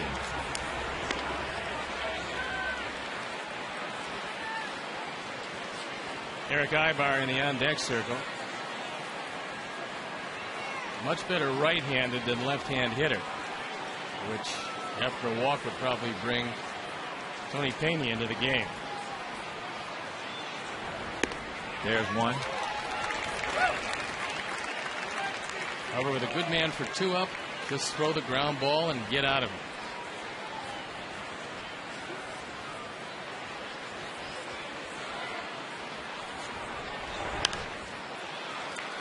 And he fouls off that 3-1 fastball to the right side. Pitch number 101 coming for John.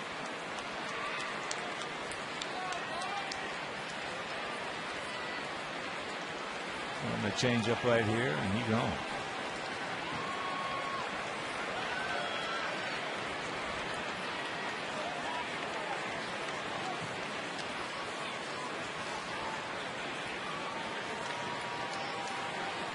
Wood has 34 strikeouts. Usually not the time to run. There was a change. Just got a piece up. Well, when you see a young player who's 25 years old, he's got big power like Brandon Wood. A situation like this, and he's got a 3-1 fastball.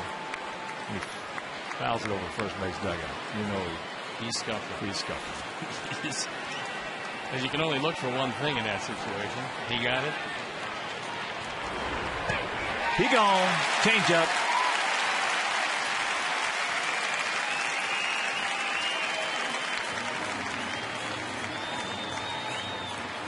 John battled back from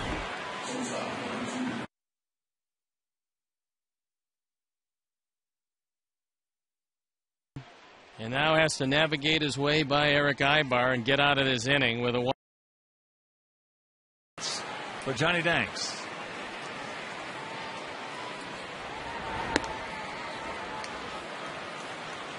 Takes ball one upstairs.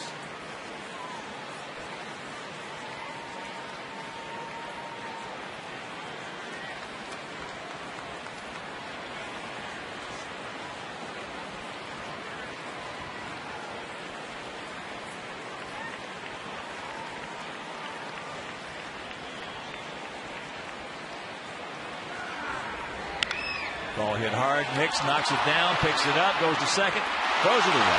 Yeah.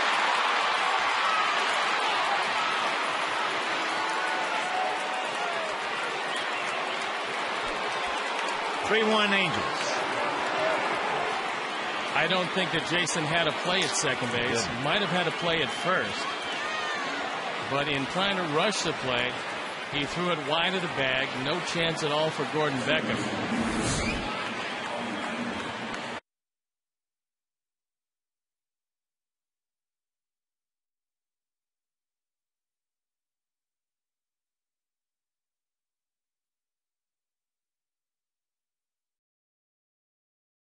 E5, and it's 3-1. And that'll be it for Johnny Danks. Actually, E5, charged with 2 errors on the same play.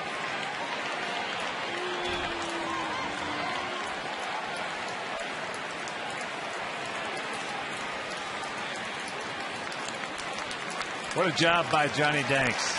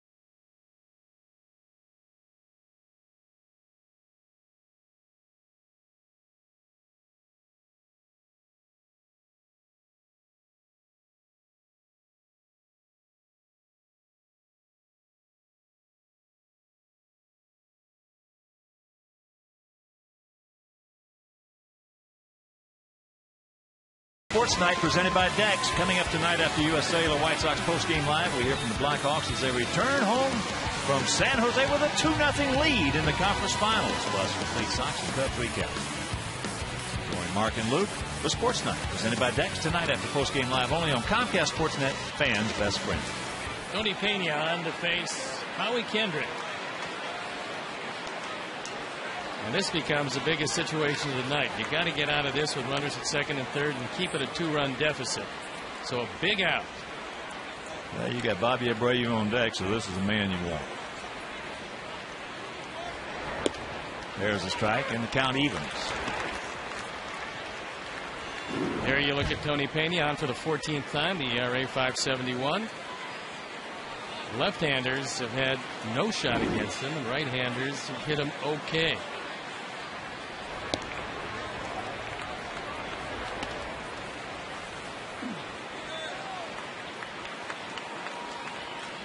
Three runs, 3 hits, no errors for them. 1 run, 3 hits, and 3 errors for us.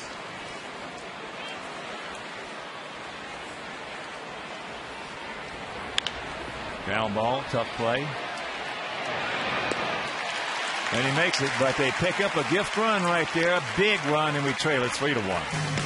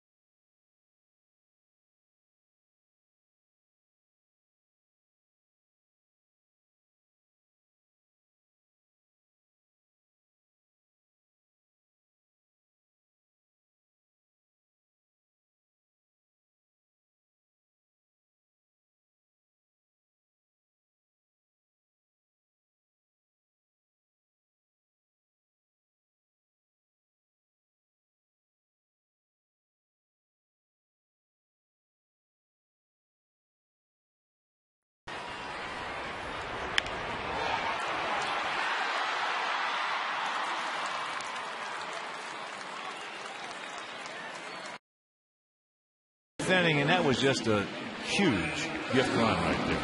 And also a tremendous performance by John Danks. He did just about everything you could do, but unfortunately he leaves with a 2-run deficit. So now it's time to turn over to the offense and get something moving.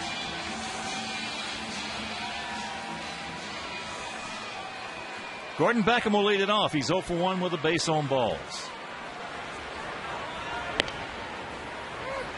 It's a fastball strike on the outside corner. He also walked leading off the 6th inning. That was a great chance for us. We got the first 2 men aboard, then a sacrifice bunt by Nix. Ducks on the pond, 1 out. And there's a nice snap right there by Saunders, 1 out. They couldn't get anybody home.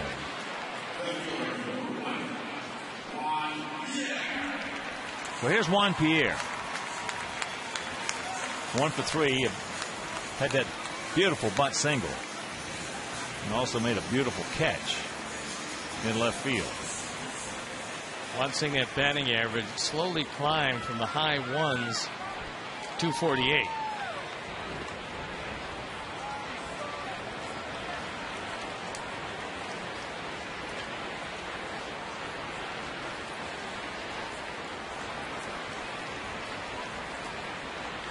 Corners in close. Wood in on the grass at third. Takes the bunt.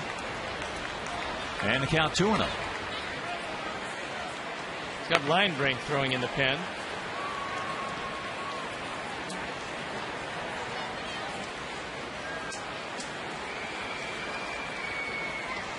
Outfield, especially Rivera in left, really shouting. As that's down low, 3-0. The one guy that's really done it out of the bullpen for these Angels is a guy we're very familiar with, Fernando Rodney. Came over from the Tigers. There's strike 1. 3-1.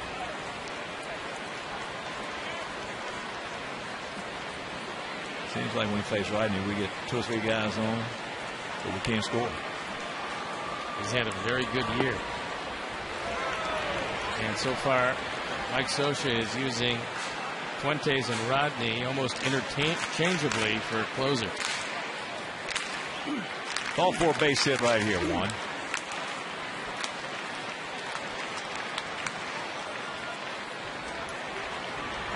There's a shot base hit.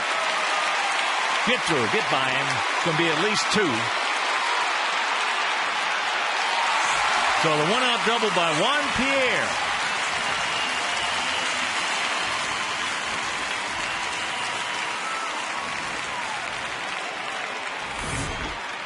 This is where you don't need.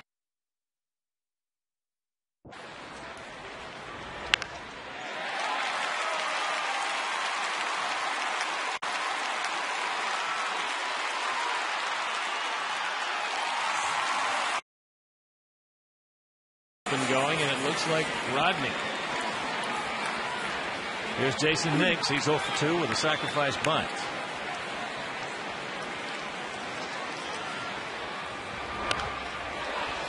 Fouls that one off. Starts him off with a changeup. Had him out in front.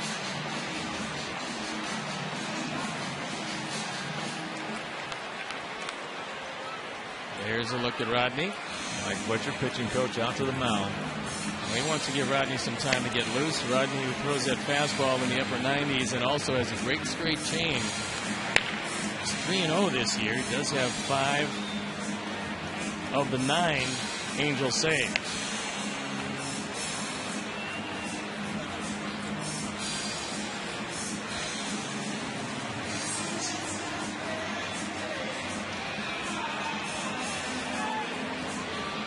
We pitch number 102 for Joe Saunders.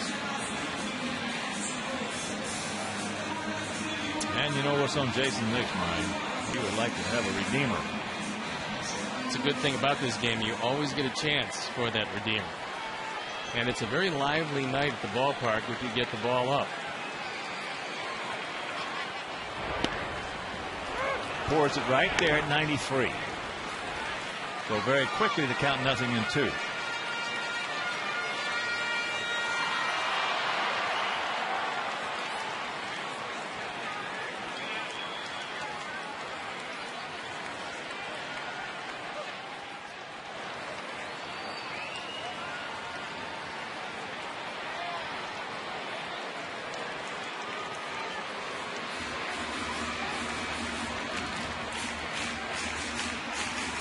They run 3 hits, no errors for them. 1 run, 4 hits, and 3 errors for us.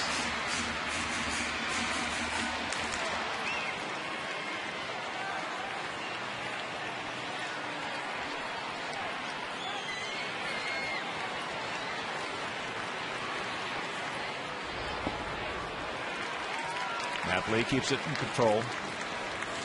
Man to count 1-2. Peggy plans to be with us here at beautiful USA Field tomorrow night. Jake Peavy against Irvin Santana. No game if you can't make it with the old Comcast Sportsnet. Then Friday, Saturday, and Sunday to be the Marlins. Florida Marlins coming to town. Marlins in second place in the National League East behind Philadelphia, who lost to the Cubs tonight. Florida 2 games over 500. That fastball got him on the fist.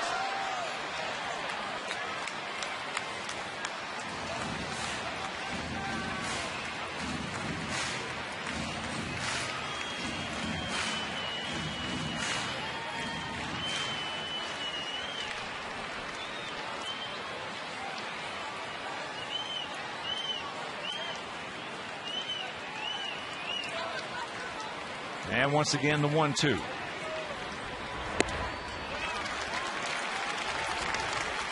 Well, you would think if you're Mike Scioscia, you want Saunders to get by Nix and then Rodney to face the 3 right-handers with Jones, Konerko, and Rios backing up Jason.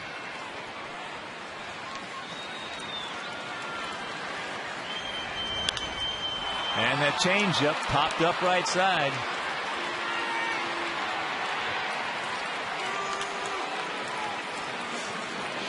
So 2 now. And here comes Scioscia.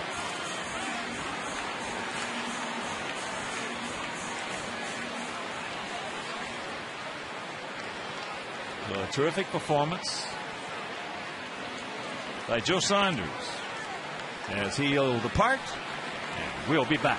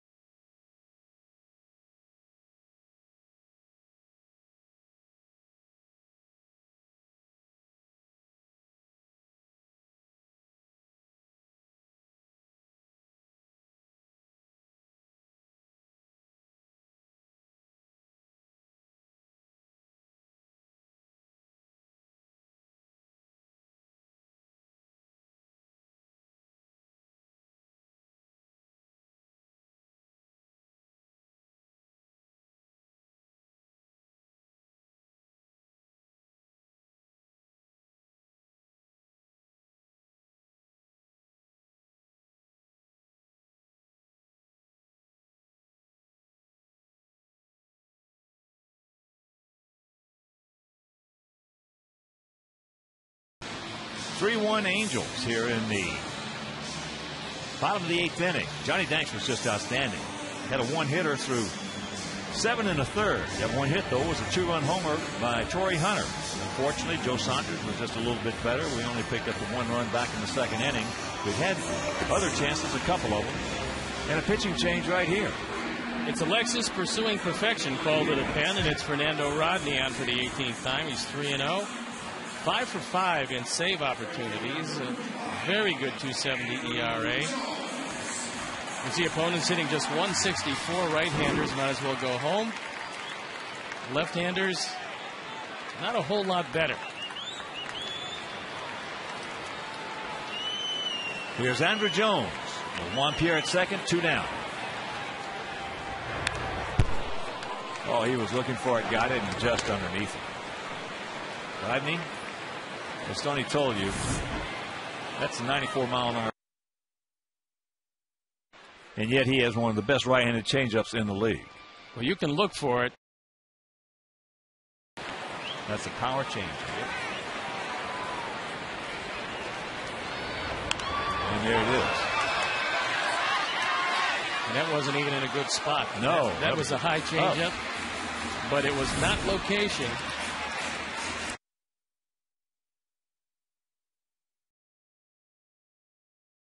And that's the means of big strike zone.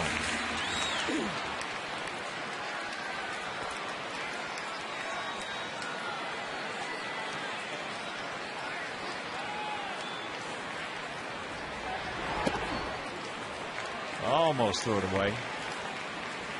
They got that one on the gun here at 97. That changeup was at 83. Rodney can do that. He's got a couple of wild pitches this year.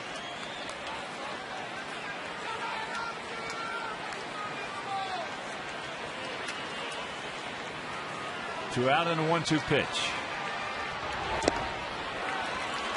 2-2.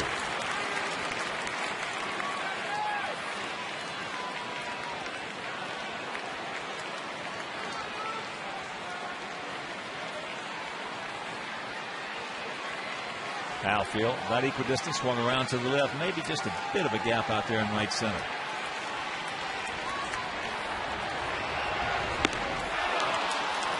That's the gas upstairs, and that'll retire the side. We're into the ninth, trailing by 2.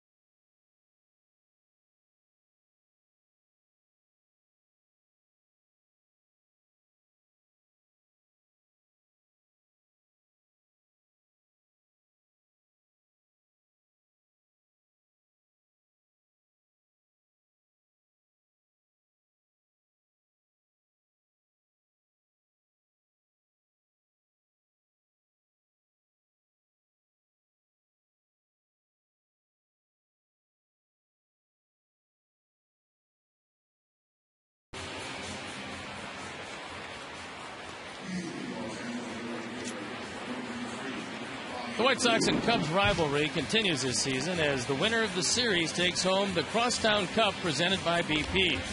For tickets, call 866-SOX-GAME or visit www.whitesox.com.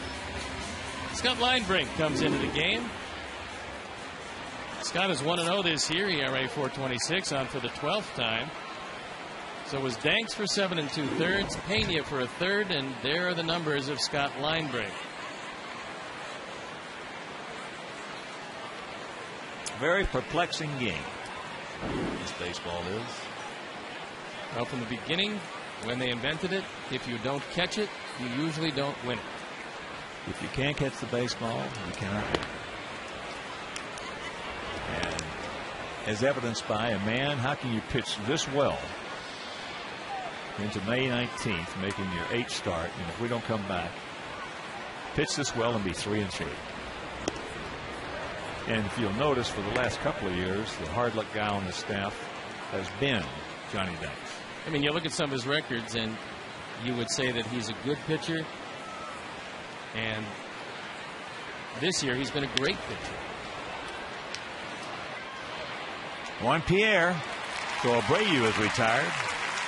He is now 0 for 2 with a couple of walks and a run scored. But it's hard. It's hard. I remember Joe Horland, great right-hander for the White Sox, having some terrific years and being right around 500. White Sox just couldn't score for him, and they didn't have that good a defense. As here is Torrey Hunter, a 2-run homer. He's 1 for 3. He had a 2-0 count back in the 4th inning after Abreu had walked. Looking fastball, got it, and hit it out of here for his 7th homer. There's a strike, 1-1.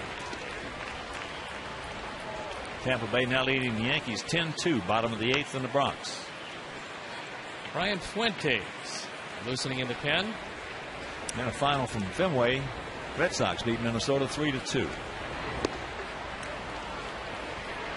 I will say it one more time. We talked about it from a series up there in Minnesota after game 2. It's a different ball game this year.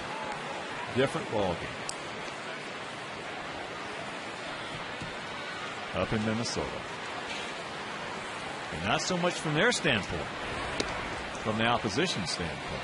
Not just ours, everybody else that goes in there is not going to be with all that apprehension of what's going to happen now in the 7th, 8th, and 9th inning. That playing field has been leveled off.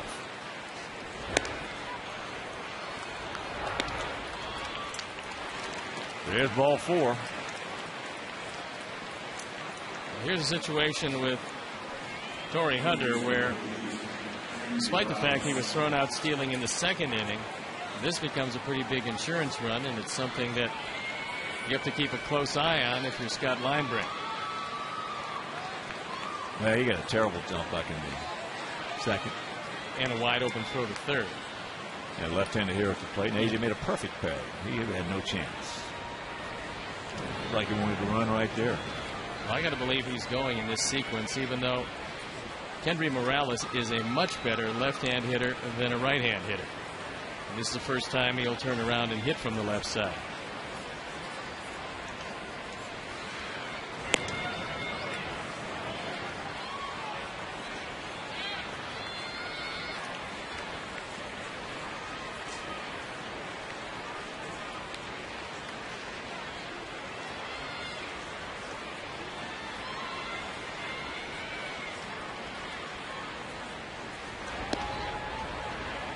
Takes ball one. So Morales, who was 0 for 3 as a right-hand hitter, turns around left-handed, .317.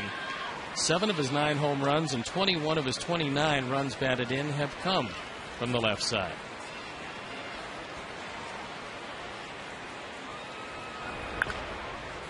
And that's chopped foul. As I mentioned, Kendry last year, 306, 34 homers, 108 knocked in. And he's just 26 years old. He got his chance to play because Mark Teixeira decided to go for the big bucks. You can't blame him for $184 million, putting on the pinstripes in New York. And Morales moved into first base and adjusted pretty well. Well, barring injury, Morales, in my opinion, is going to hit 40 a couple of times before he's done. He's got a chance to be a real monster.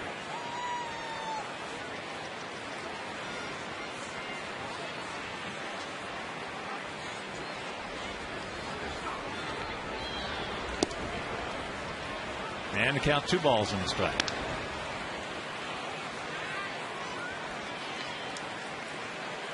So she probably wants to stay out of the double play. Morales is grounded into 4 of them.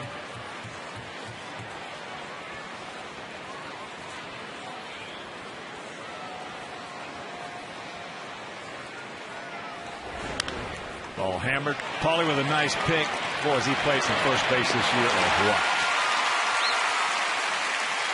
He has really been stellar throwing that leather.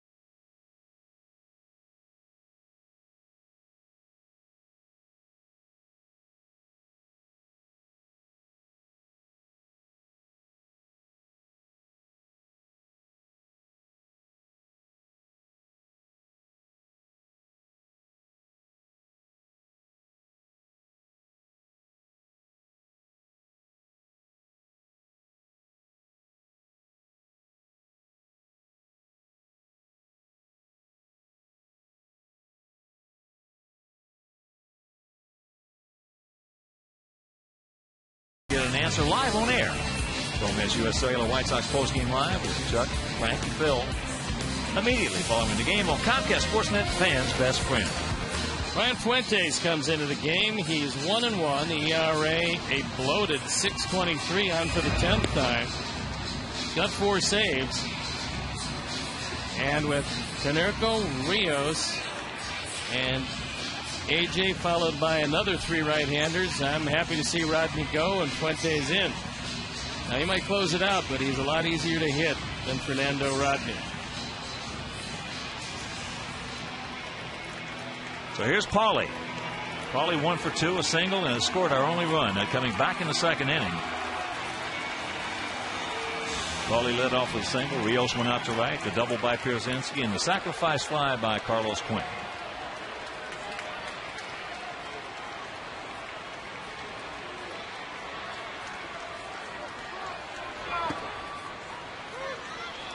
A little bit of a short arm slinger, this Fuentes.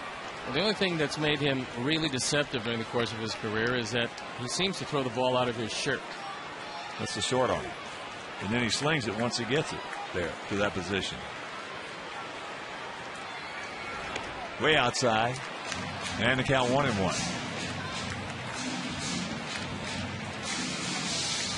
Still mystifies me why, especially left-handers. More left-handers don't try something funky.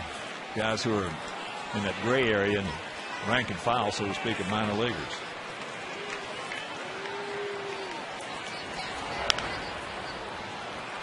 Well, that change up out in front. If you're not going to get him with stuff, you've got to get him with deception. Running in guile. Because otherwise, you get to go into the real estate business.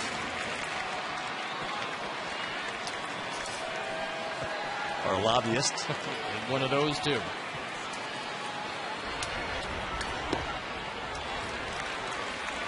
Two balls, 2 strikes.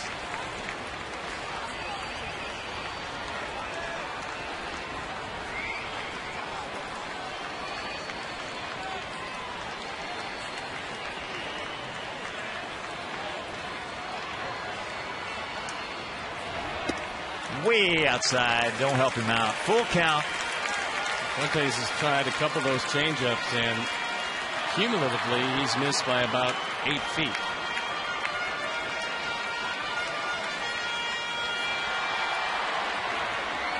Good man to put on and let Alex Rios represent the tying run.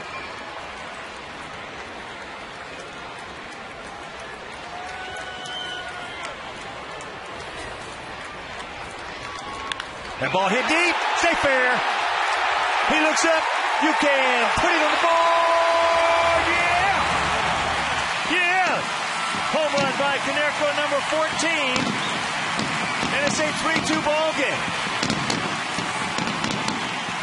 Mercer. That fastball low and on the inner portion, and we told you however it worked out, we were happy to see Rodney gone. That's the reason why.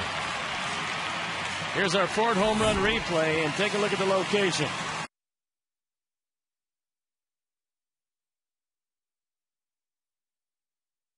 But he's driven in 30 and brings us within a run.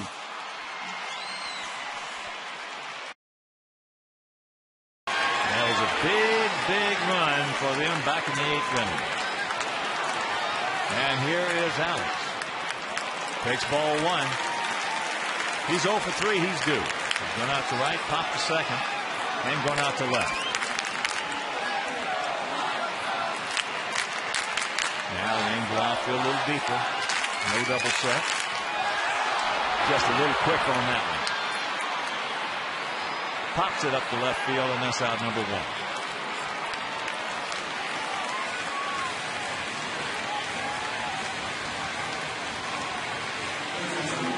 So here's AJ. AJ 1 for 3. That was a 4th home run Fuentes has given up in 9 innings of work.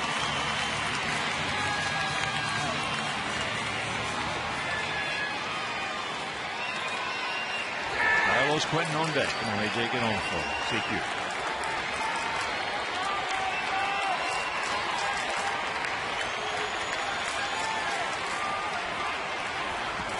Breaking ball strike.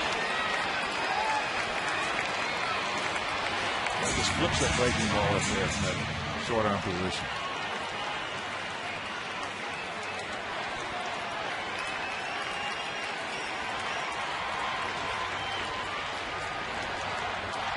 There's a shot base hit into center field. So now the tying run aboard.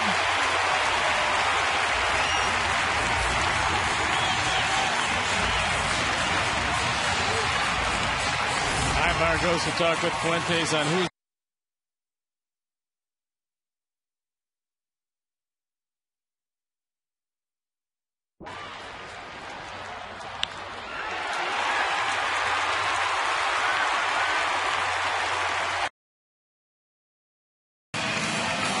He wants a word with not only Fuentes, but everybody in the infield. Yeah, they're going to give that right-hander down in that bullpen as much time as they can.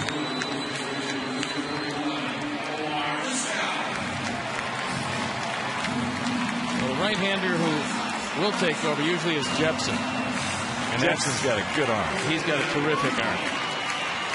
He's done a very good job this year. 16 strikeouts and 14 in the third inning.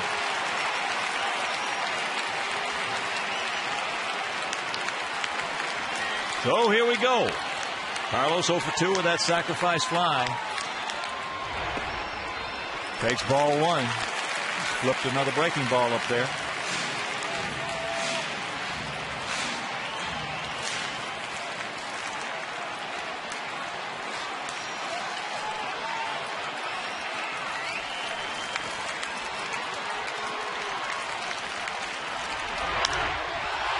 And that's in the center field.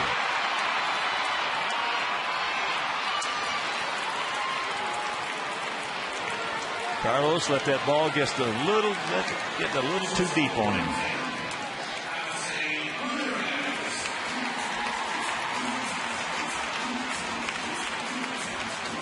And here's Alexei.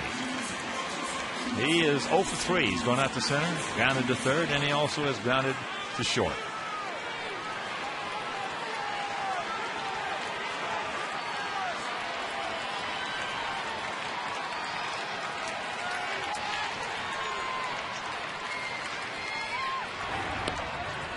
Takes a strike.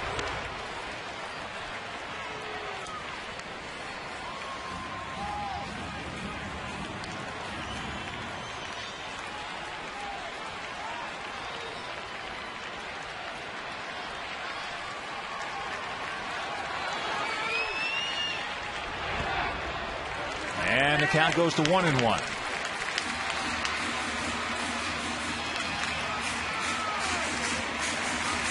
Morales playing in close to the cut of the grass over there. Wood playing right on the line at third.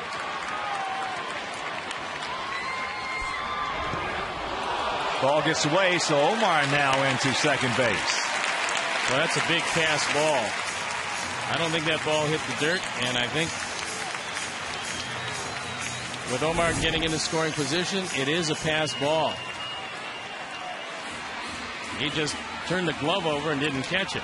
So now Napoli has to go out to talk with Fuentes, go over a different set of signs, but a 1-2 count after a good straight change by Fuentes gets away from Napoli.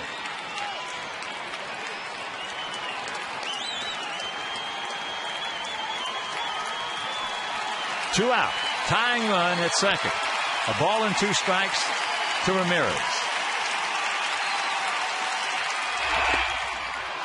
Just got a piece of that fastball.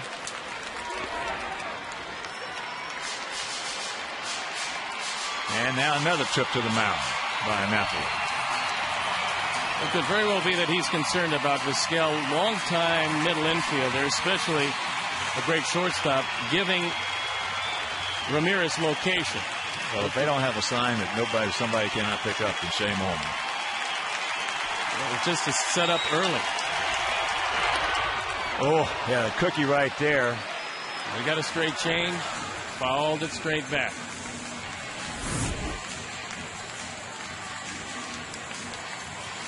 Perfect pitch to go hard into right center on. Made a good pass at it and just underneath it. Napoli just set up in the middle of the plate. He didn't want to tip location by setting up early.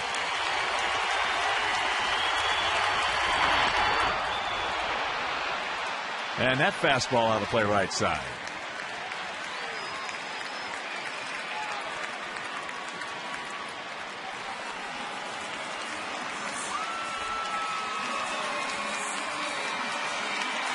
Stay on him, Alexei.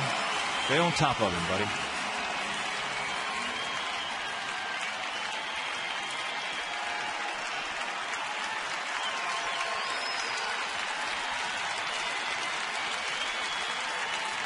And once again, the 1-2.